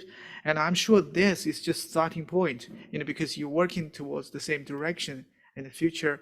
When you actually, maybe you do research, or maybe you do business, or maybe, working for government. And there's always different ways to, cross the different paths. Once you have this idea of working together, against the climate change in that way, and, the efforts will definitely produce something. And we hope, I don't know, as I said, I don't know what happens next, but hopefully I'm very, very positive that our society will carry on supporting this dialogue. And then, of course, we do hope to see your views and your recommendations. What would you suggest, a better way of doing this dialogue? So, but yeah, I think that's my view on these things. Yeah, please. Maybe I'll try and add a perspective on this. The nature of the conversations which matter here, especially with you guys, you're at an interesting point. You're one of the first cohorts of students that really emerge with multidisciplinary awareness of deep and complex problems. And it's amazing to see this, and it's also quite frightening, because in 5 years you'll be able to displace us from our jobs possibly. But the whole of society is in this space. It doesn't really matter where you look across the nature of economies. I come from a rather biased, slanted perspective of the world at the moment. Singapore is not short of money. Singapore is not short of intelligence, but it's short of human capital capable of dealing with the problems of energy transition because of the deep complexity. And it's not the absence of questioning should we be doing it, it's just that there's been a certain procrastination which has existed on a global basis. And so the nature of what the society is achieving is actually very much consistent, if not ahead of what the society is achieving, as in the global society. We're only just beginning to build out clever programs. I've been fortunate enough to be in which train students to be multidisciplinary in nature. It's a very unusual thing. And even within a school like NUS, where you've got world-class lecturers across all of the different disciplines, getting that to coordinate in a way which makes sense internally and externally is very challenging. And so there's a lot of things which need to be done. And hearing from people like yourselves, I think one thing that's an important listening point for us is to be able to hear, what is it about your educational experience that should have been done differently, knowing what you know today and seeing the problems that you see tomorrow. And that's, you know, the exciting opportunity is that we're all beginning to pay serious attention to those questions, and the people capable of providing solutions and making decisions and allocating enough money to make realistic solutions feasible, they're in an open space. They're willing to pay attention and achieve things. So, you know, I think what the society is achieving is absolutely as much as it should be, but that's conditional on it makes perfect sense against the backdrop of the world. But also, we all need to recognize this, you know, it's the first step in a journey, not the end of the journey.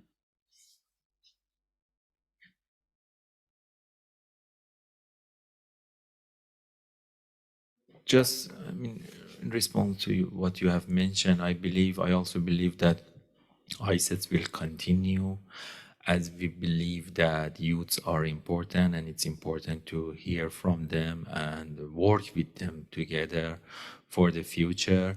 So definitely the next year event will have a larger participation and contribution from youth side. So this is from our side. But we want to hear more from your side also. So please be in touch with us. Let us know your suggestion, proposal. What is your plan for engaging more youths? Yeah.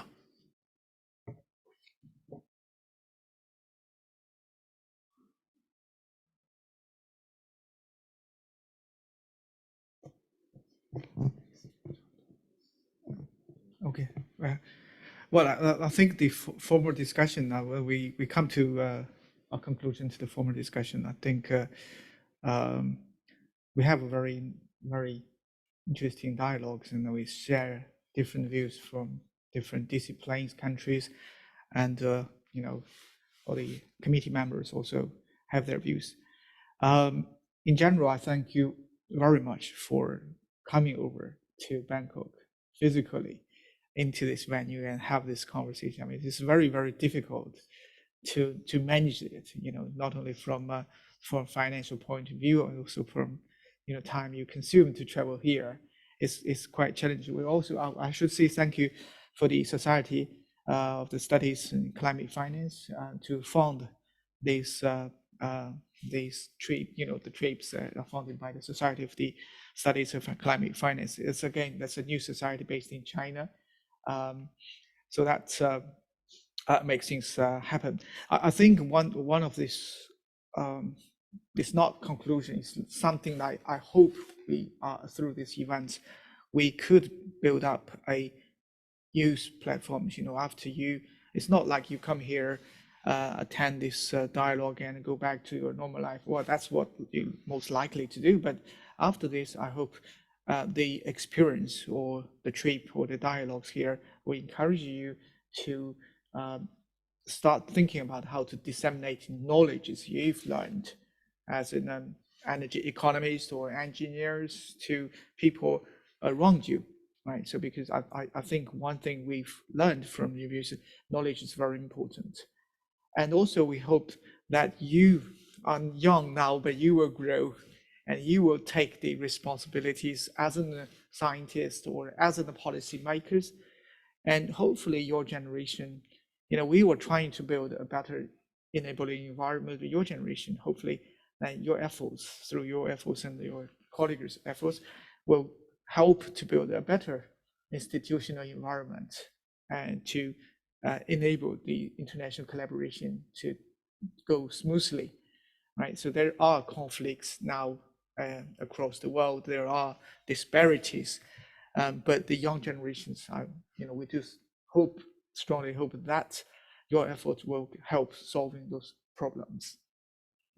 And of course, there are people, we hope you're doing science or engineering, you keep engaging in innovations, creations, inventing new techniques or working on certain projects that helps, poor or disadvantaged groups to gain access to electricity, energy, or knowledge. That's the sort of things we hope to get. I think that's something I've really exciting to sit here and talking to people. And I'm sure this dialogue is just the starting point. It's the first dialogue, it's first competition, but that's definitely not the last. And we hope that you guys do enjoy this competition, this dialogue, and also sitting here talking to each other. And of course, I expect we could work together in the future. No matter physically or intellectually, then we can share the idea and hopefully bring a better future to the society. I think that's we're a little bit ahead of the time, but we've made the whole afternoon available just in case we have more conversation. But I think we already achieved very good discussions, dialogue, and ideas.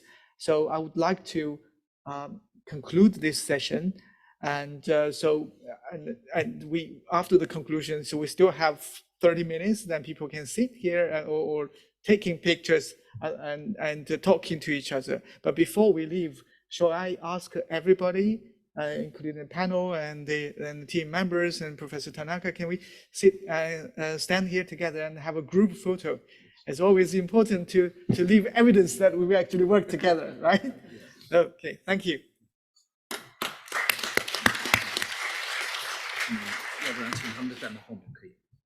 Okay. Yeah. Yeah. So we probably we stay on. Okay. Professor Tanaka, can you sit over here, please? So people, please, if everybody can come over here. Yeah. Yeah. That's we can sit here. Yeah.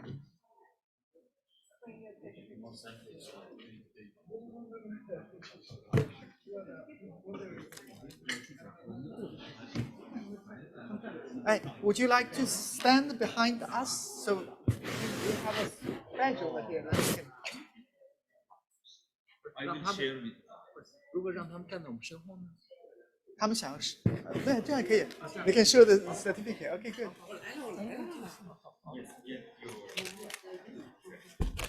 我们站哪？对，上课我先别上啊。好。I have panda. Can you share the panda with, or you can separate.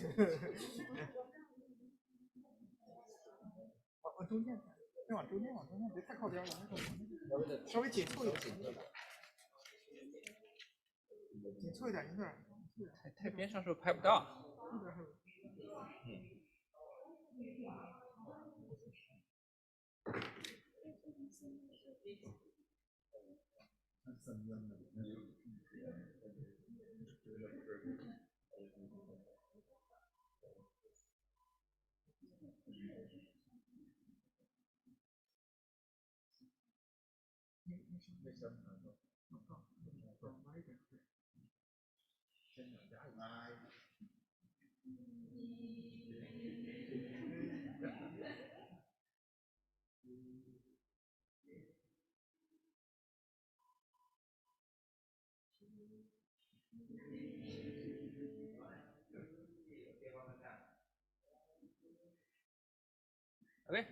Okay, thank you. 挺好，争取啊，2年弄一次，1年弄一次，你们可能觉得有点可重，2年搞一次，我觉得。刚开始不太灵，是吧？刚开始隔1年就忘了这事儿了。那边每年搞一次，当然你要有这个经历，当然。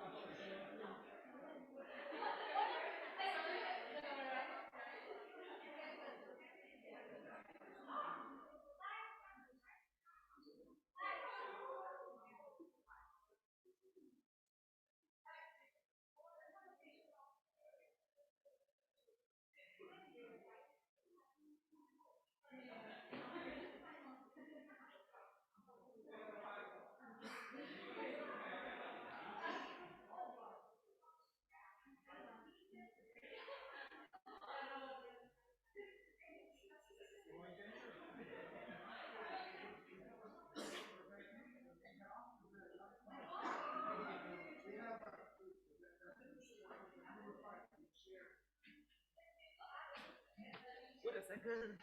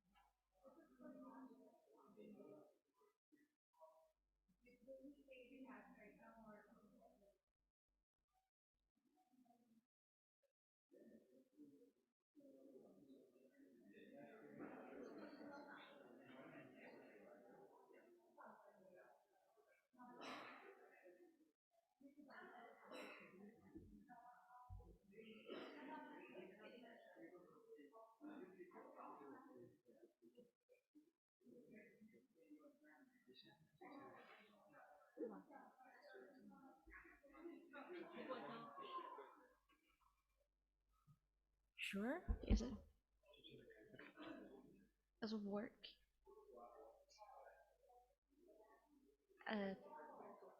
Okay, use voice dialogue for just energy transition.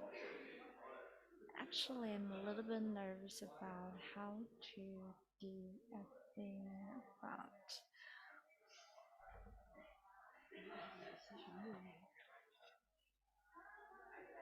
Why?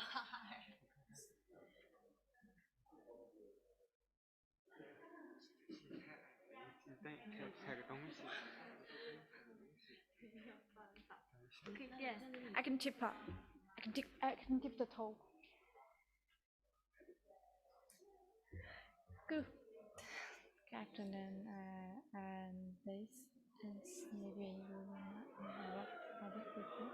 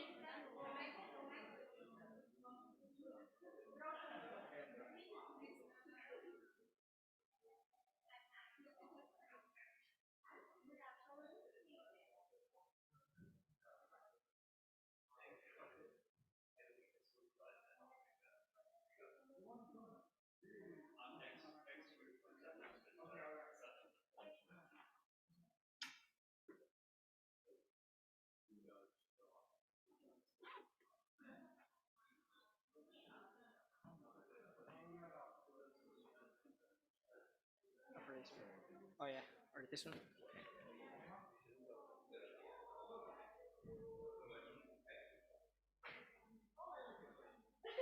Or in the middle here. I didn't take one yet, though.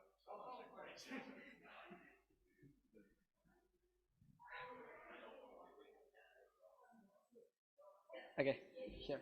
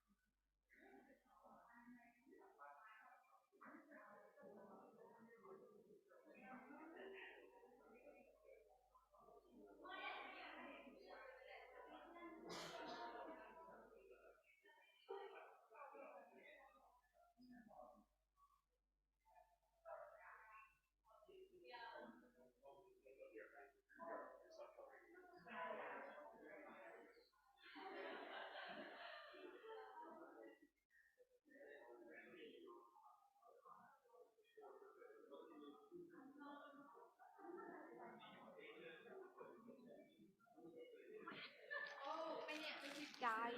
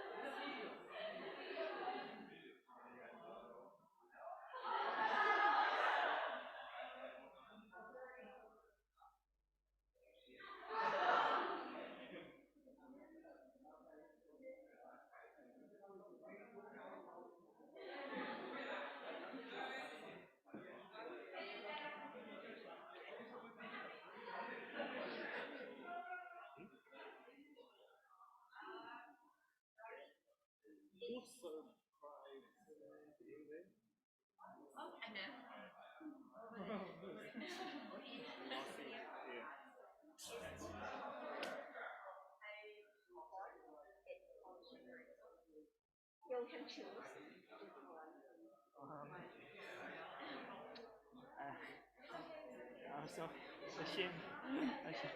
Sorry.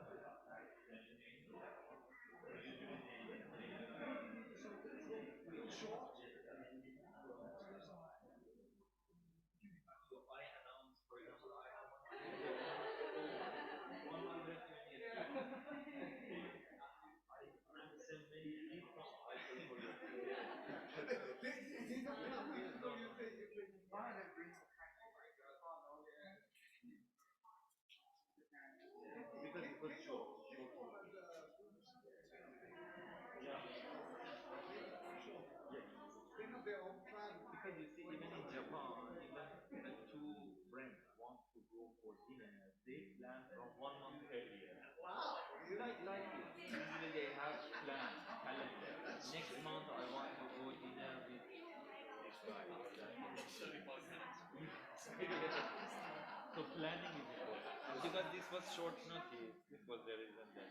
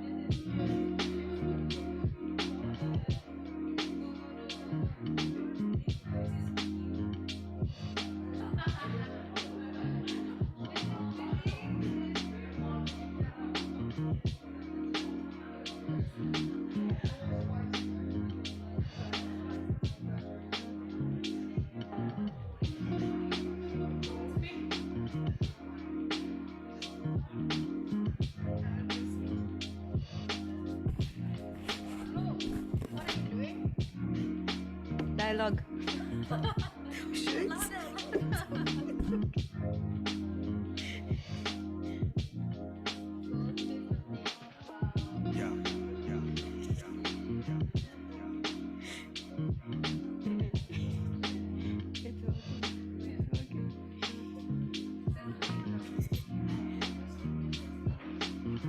No, I will not.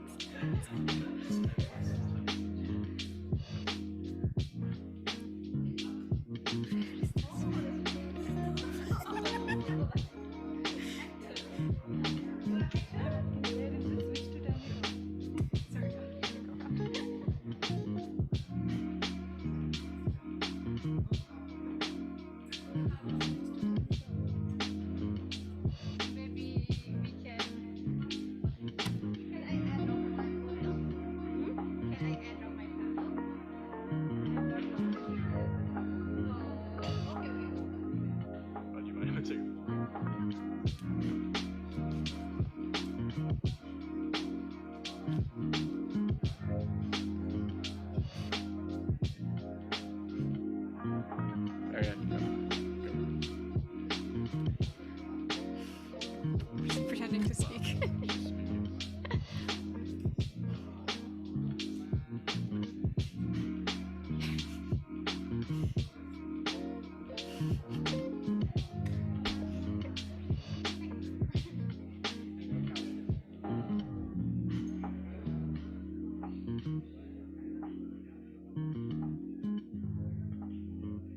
Thank you.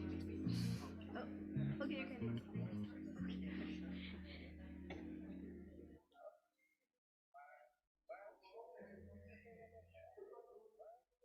Thank you.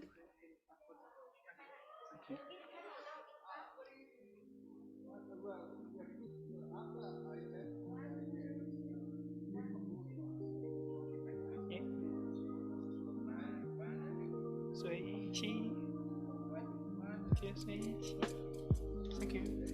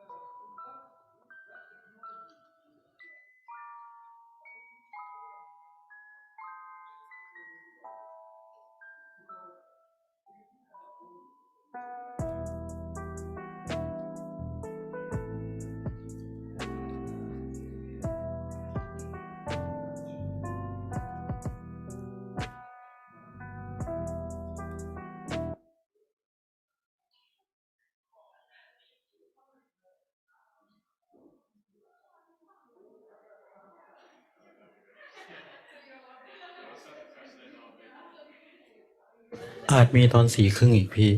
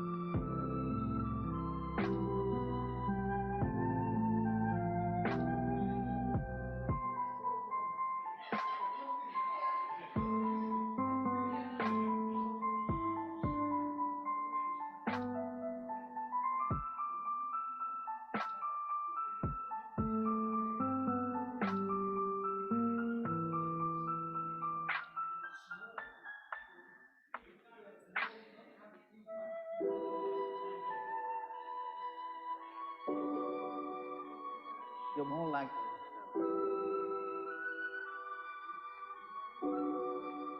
In time, you'll come to see just how much.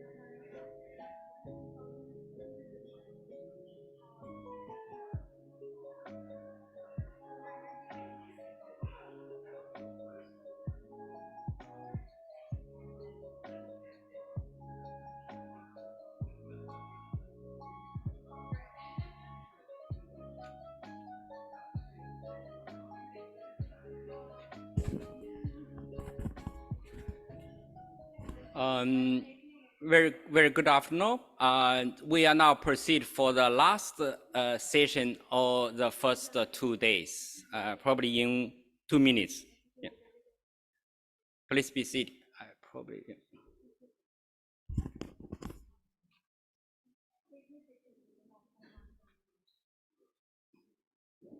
Yeah, I think since most people here are no need to be restrictive. We still have 1 minute to go, but I will just start a little bit earlier.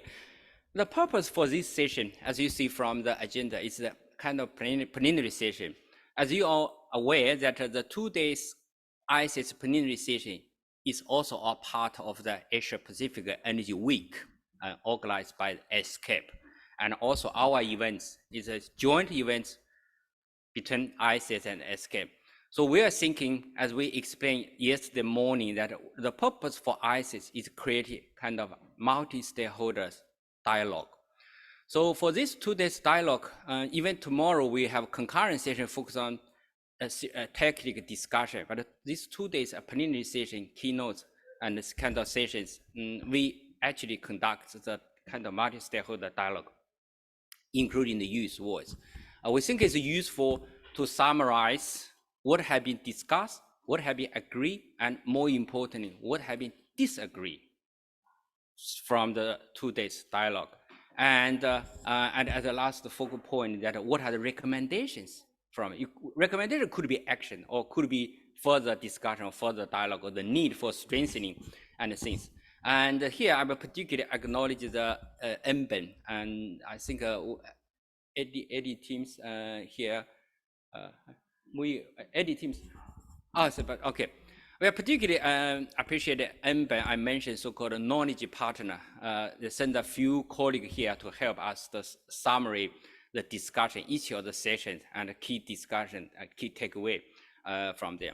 And we are producing this kind of, we call the chairman summary and sort of things. The key is actually record the key issue has been discussed, as I mentioned, key conclusions or agreement, disagreement.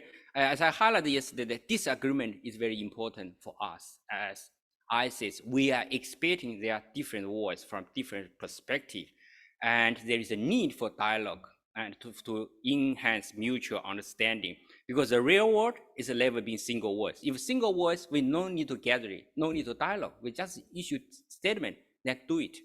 But in the reality, because the society have multiple interests, different people have different perceptions. Sometimes they contradict with each other, and sometimes that kind of contradiction could cause a problem, or not a problem. If we have a little bit of common understanding, we probably can move our energy transition smoothly and faster. That's how actually ISETS come out and try to achieve or make a little bit of contribution. So for these reasons, we have the chairman summary by topic, and at the end, we will highlight what are the implications and the recommendations.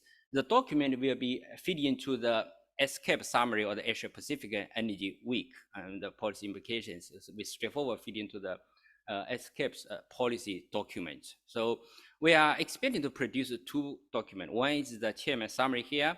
Another is a privilege for our youth. So a lot of still here. We will have a specific summary for the youth dialogue. So what you have been saying and what you have been discussed are very important, and not just oh look, we actually closely listen to what your voice. We'll probably have but that will be coming later. We will have a share, actually a summary and a draft about what have you been discussed, what been agree or what been disagree. That will be particularly we've submitted to we are expected to submit to executive secretary for this kind of activity. And the procedure for this session is that we will go through showing the document online. You are welcome to make comments, but you don't need to take a responsibility. I say academic university where we have liability. There's no liability, because this is just a kind of summary or sense in the chairman. So we are the one take a responsibility, but we want to have a collective voice. If you think, oh, maybe this statement not correct, feel free to propose. We have Dr. Mui Yang, who is closely working with MBAN on this document, sitting there, can make a change and straightforward. I think for Ms. Talaka and Dr. Sun Yanzhen, this is more like a kind of minister, negotiate the minister text, but we are not, there's no context, contentions, we just summary what have been discussed. And with that, actually, maybe should you read through, or I just let people to read probably maybe faster. So we probably first start the first paragraph, and for each of them, I probably give a few minutes. And if there is any issue, just turn on your mic and raise the question or suggestion. Yeah. So we go for the first paragraph. I probably bring my glasses.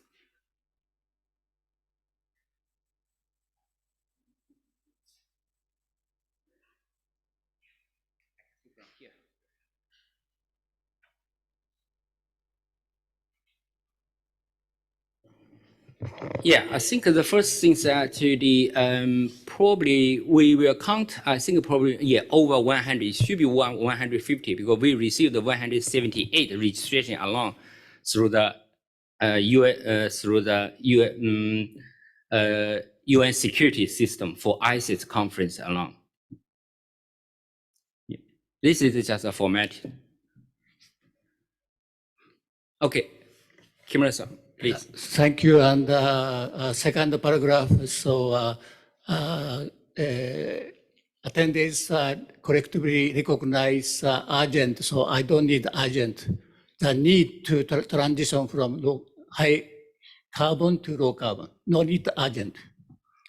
Yeah, thank you, Kimura-san. Yeah, you know what have you discussed? It's very good. You already moved to the second paragraph. Yeah, we can go here. Yeah.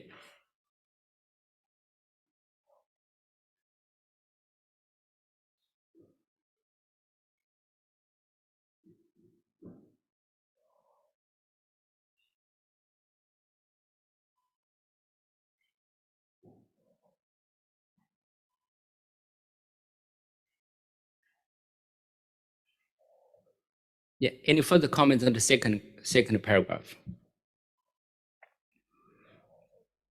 If no, oh, please go ahead. Maybe I will add at the end of the second paragraph towards cleaner and affordable sources. Yeah. To you.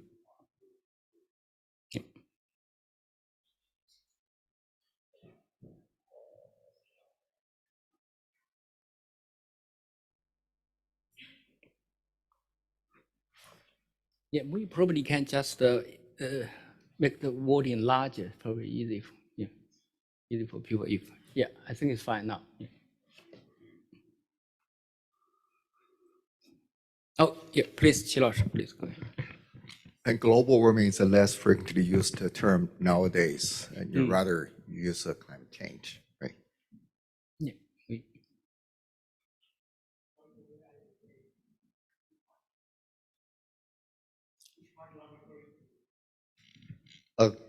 This first paragraph to combat, combat global warming, combat climate change, right? Oh, can you add actually index to the paragraph, like a paragraph 1, 2, 3, so easy for people to mention? Yeah.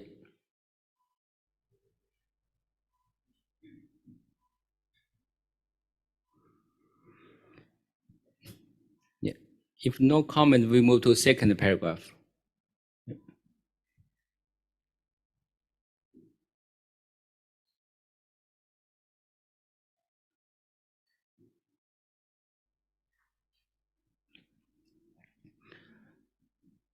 No comments, then we move to the third paragraph.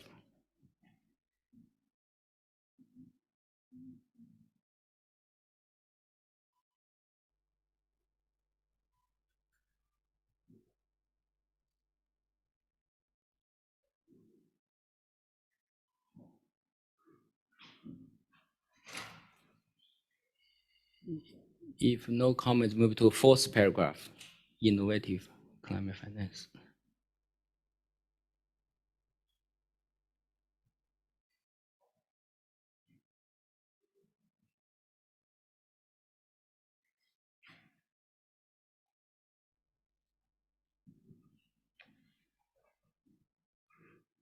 And the fifth paragraph.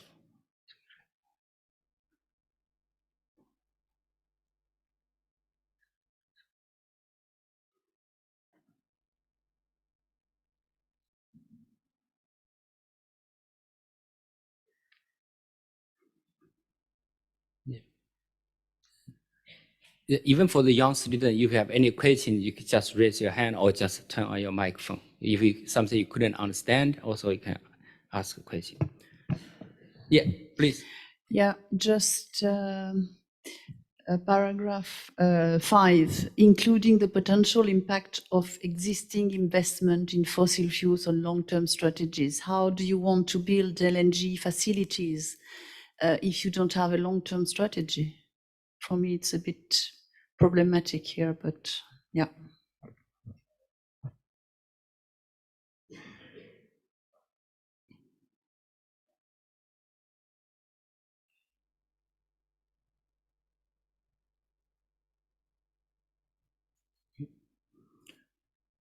Then we move to paragraph 6.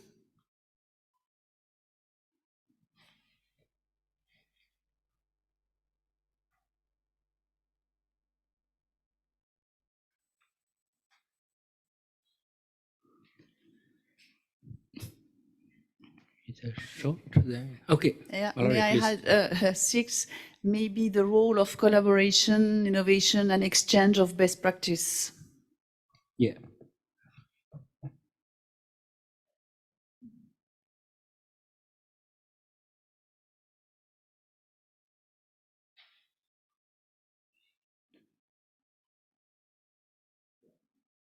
Or should we here just use knowledge sharing? It's more generalized, not just best practice. It could be solution products. It could be and knowledge sharing. Valerie, what do you think? Yeah.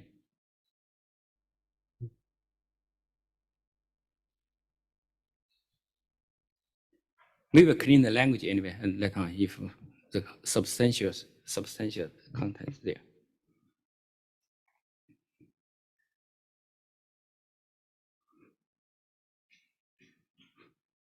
If no, if no, we move to 7.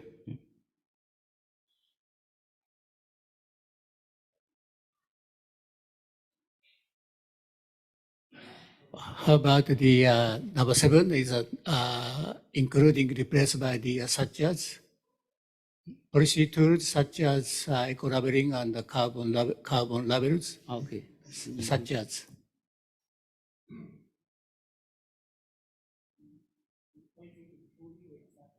Yeah.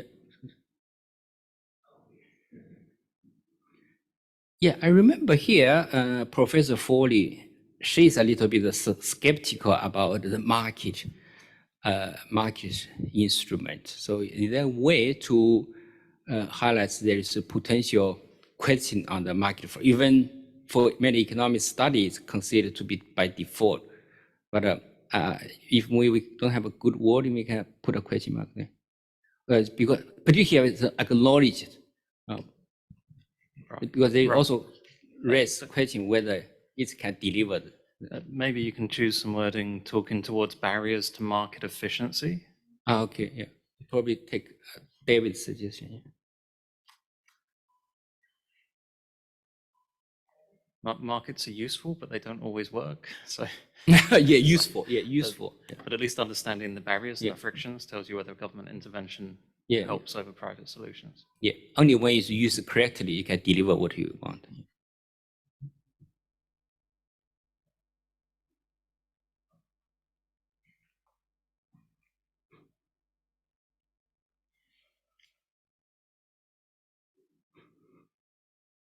Yeah. I mean, maybe at the end of the point, it's one of those caveats, recognizing that there may be cases where there are barriers to the efficient use of market-based tools.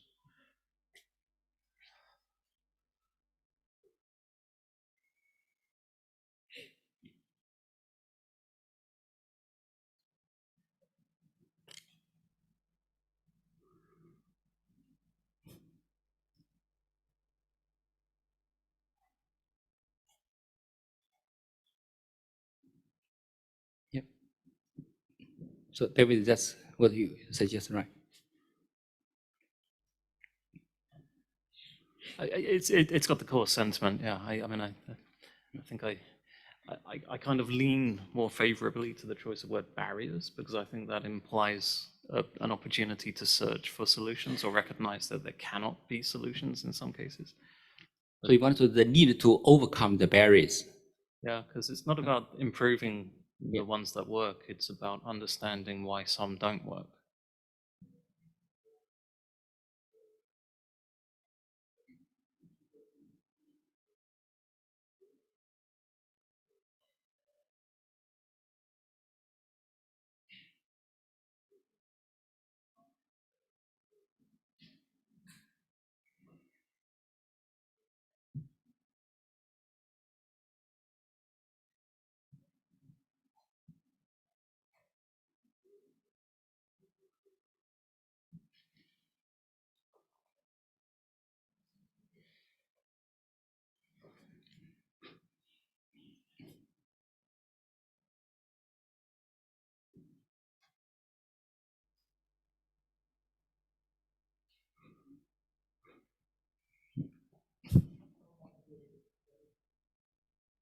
Okay, then move to paragraph 8.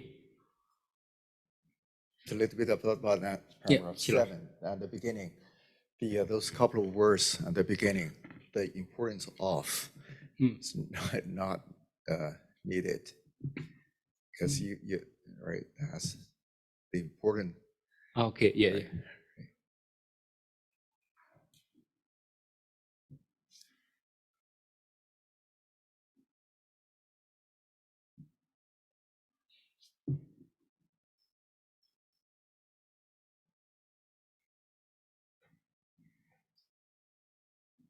I think the last paragraph, last sentence is not complete, not a sentence. Recognition of the real life difference in having real function market. Yeah, you miss the action. Okay. Recognize. Yeah. Got it. Yeah. Probably real world. Mm.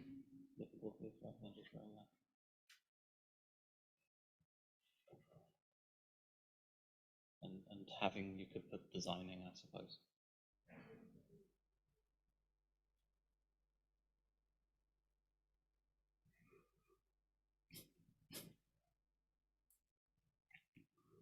Yeah. Then move to paragraph 8, technology advancement.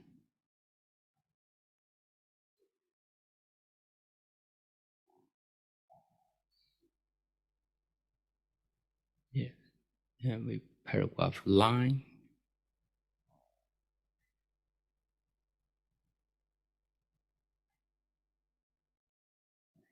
I think paragraph can be combined with the previous talking about market instrument. Look.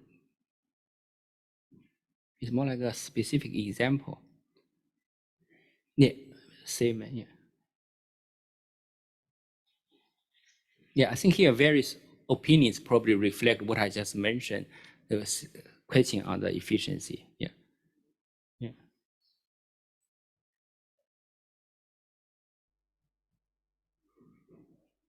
Yeah. 8. And then 9, raw gas and other technology.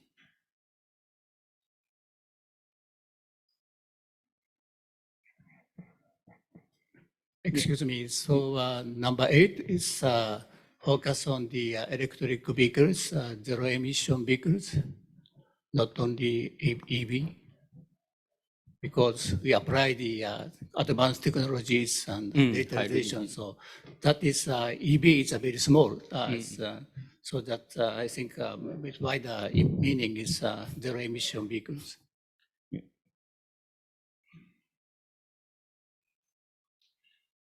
Thank you. Hey, Mallory, please. Yeah, on the number 9, disagreement persisted. I didn't really hear disagreements. It was, for me, it was much more a consensus saying we need to switch from coal to gas and, of course, to increase the renewables in the energy mix. Disagreement, I'm not sure, but no, that's. You can just delete stuff from the different views. There could be different views. Just keep Different this. views on the future role of gas in the energy mix, but disagreement, it's a Yeah. bit,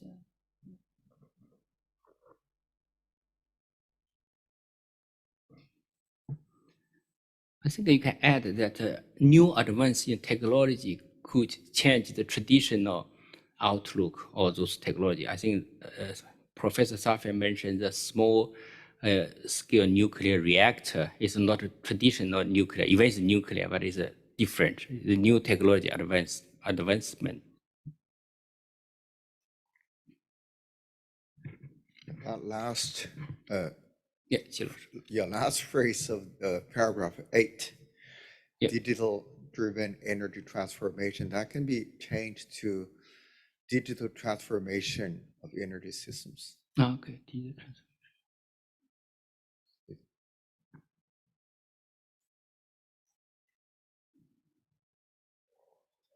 System is, but anyways.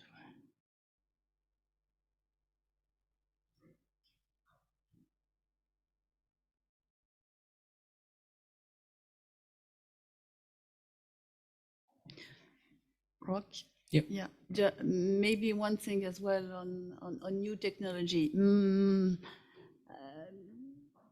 Not a recommendation, but something. I think we don't have to exclude any new technologies. Just invest, let the engineers do their job. If I take the example of Europe, we have excluded some technologies and then we are back and it's much more difficult. Don't exclude anything. Yeah, it's more like open questions. Yeah. Yeah.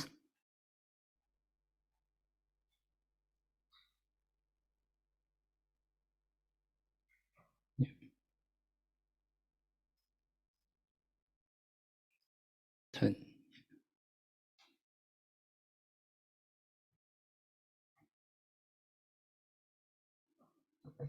For 10, can you make not the color of the hydrogen green, but just make it a low carbon hydrogen and Okay. ammonia is Yeah. better?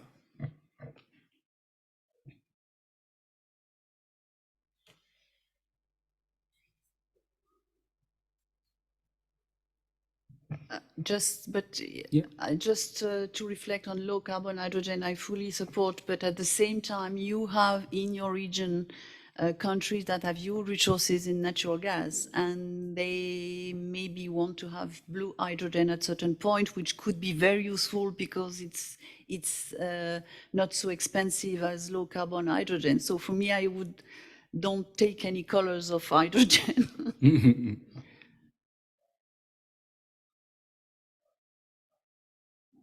Yeah, then we can just use hydrogen. Yeah.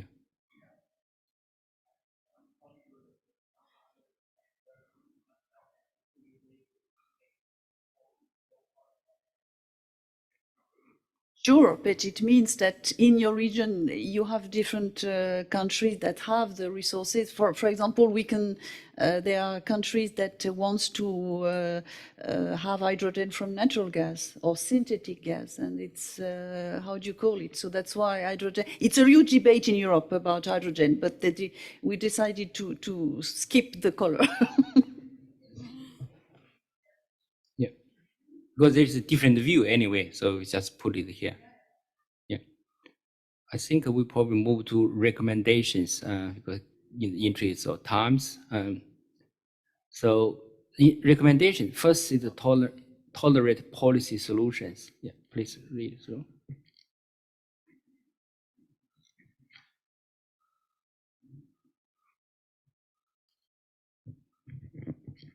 If no comments, I move to the next, financial support and investment.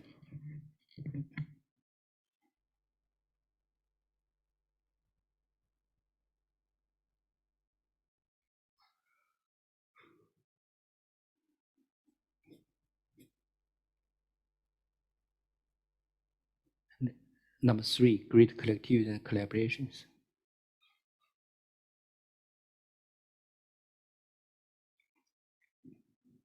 Yeah. Number 4, science mode here.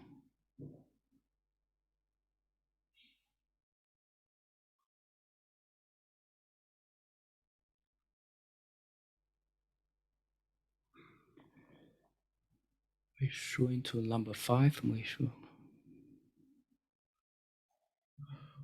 Well, number 5, this term, de-risking, nowadays bears some political implications. So I wonder if there is other better choices.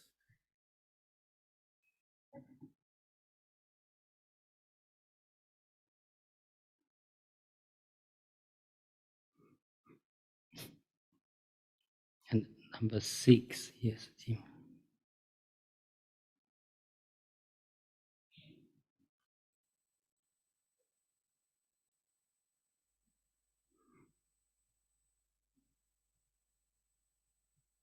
Now we move to number 7.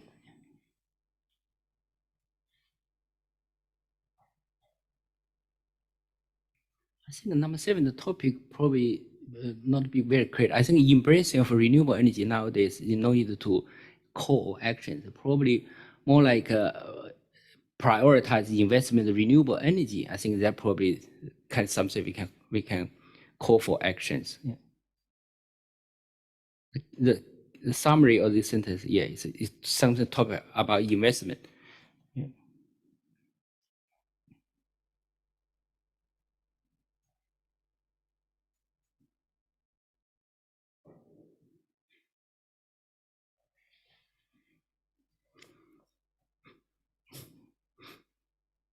And number 8. Oh, so that in the ASEAN region and the Asia region, there are a lot of the potential of the hydropower.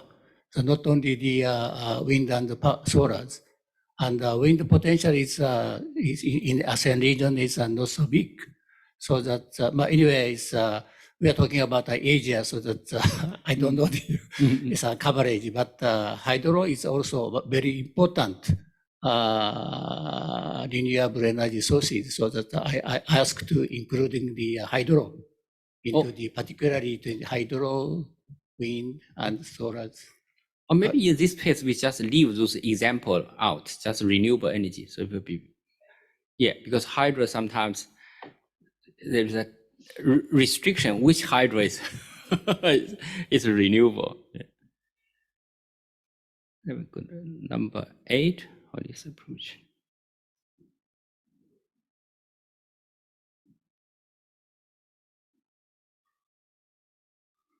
I think the holistic approach should talking about people. That was discussed with Dr. Suit. So social and holistic, number 8. I think the people should be a key in the formulation, not just the policy measure. If you talk about holistic approach, the social economic impact should be considered in the.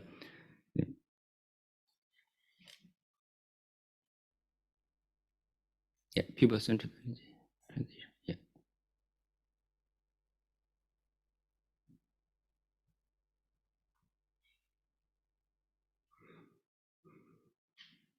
Number 9.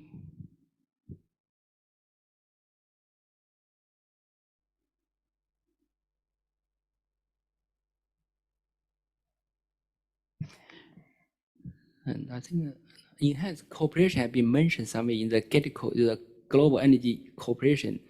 There is a cooperation. Is that what's the difference?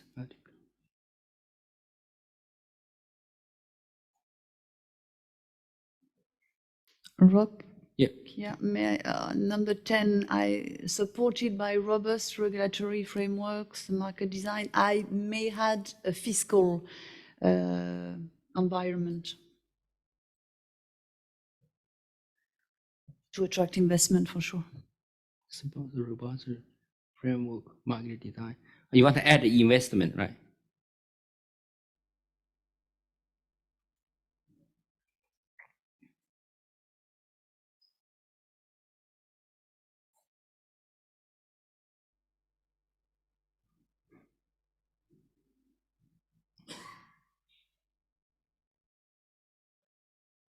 Mr. Rob, I think Yeah. multilateral platform and dialogues. Okay. Yeah. Dialogues. Yeah.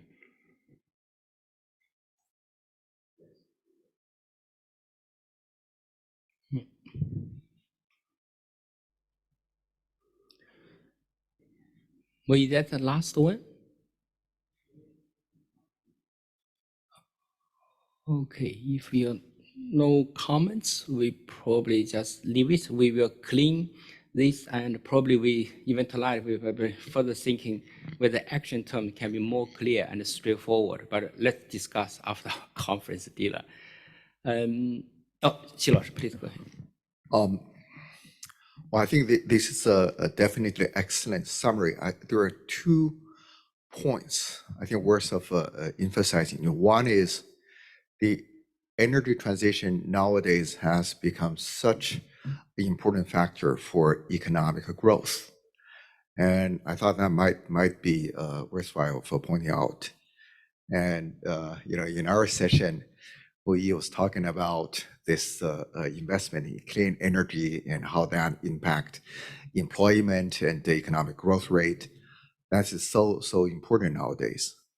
The second point is we also realize that the regional conflicts going on right now and have been a big factor affecting this the energy transition. So I'm not sure whether or not we want to point that out. But that is a big factor, and the big fact is a fact.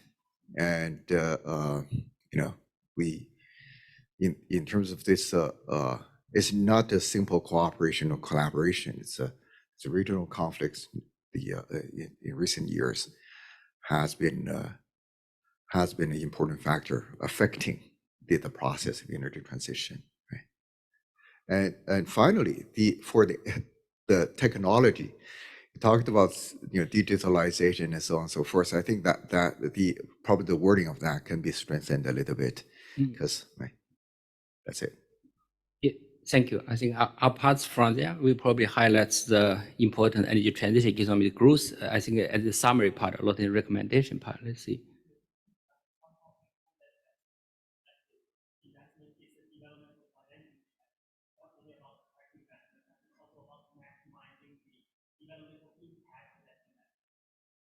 Yeah, and how do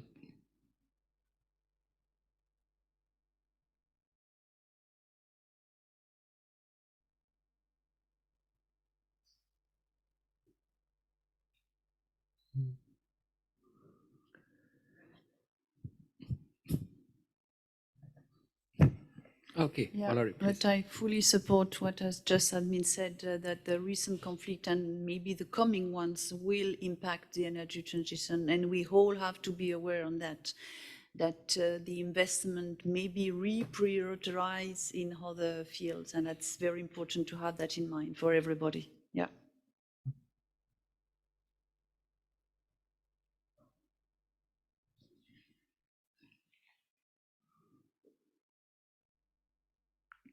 Yeah, if no comments, I will declare the session closed for the 2 days open dialogue.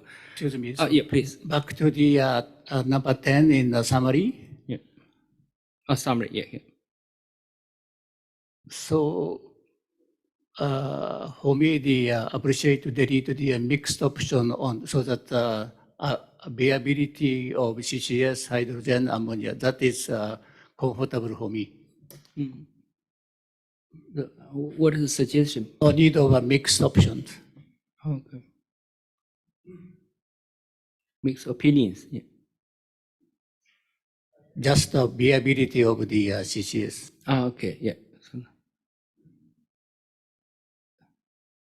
probably just delete the mixed opinion, just the availability of, because the content already mentioned. Yeah, would have been.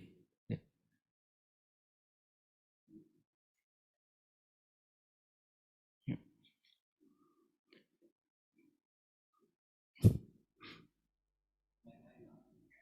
Sorry.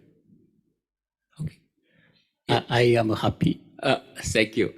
So if no, I think time's up. We will conclude, and after we clean, we probably share with you tomorrow. And ISETS will be also share a media release for this purpose. I think once again, thank you for the contribution of all you to the 2 days excellence programs. I hope you are happy. After this, we will send after the meeting, we will send a surveys to you and get your opinion, comments, and suggestions on where we have done something good we should be keep on, and where there are something we need to be improved, and we hopefully we're doing better. Because our next conference we are expecting in China in Nanjing in 2024. We will keep you posted on this, and from tomorrow we will have a concurrent session for my fellow academicians to fighting debates on the issues from academic point of view. And for those who will depart today, I wish you have a safe flight. For this, will be stay with us. I hope you will enjoy the further discussion and debate tomorrow, and also enjoy the Thailand's environment and resource here. Thank you all, and we close the plenary session of ISETS conference. Oh, Professor, yeah. I just want to add a joyful information for you. One suggestion that next year we continue to have a youth, study competition. We can fund a research fund or grant from enterprises, energy companies, something like that. Also, I may suggest that we encourage members to join, to pay some fees, so to make the society a little richer and also sustainable. Thank you. Yeah, thank you, Professor. Yeah, as I mentioned, indeed, for the youth, we will have another summary. We will send it to the youth dialogue winners, and for your comments, suggestion. We have some further action to be taken. You are expecting an email from the organizer, Professor Dayong and Jiqiang in the next few days. Please read and respond timely. There will be set a deadline because we are moving this faster. Everything we do, we want to get a response. And if no response, we have to take for agree. And yeah, thank you for the comments. We will definitely consider actually continuous youth dialogue, and you will see probably more interesting things coming in the next youth dialogue. We will start work on from tomorrow. Tonight, yeah, let's have a good rest. Oh, Valerie, yeah, thank you. No, Rock, I just want to congratulate you. You did a great job for the organization. It was really amazing. Thank you so much. Thank you. Thank you, everybody. Thank you. Thank you. Thank you, everybody. Yeah. Thank you. Thank you very much. I think it will close then. The bus will be depart before 5:20. Yeah, 5:20 is the same place where we enter the building. Yeah. Thank you.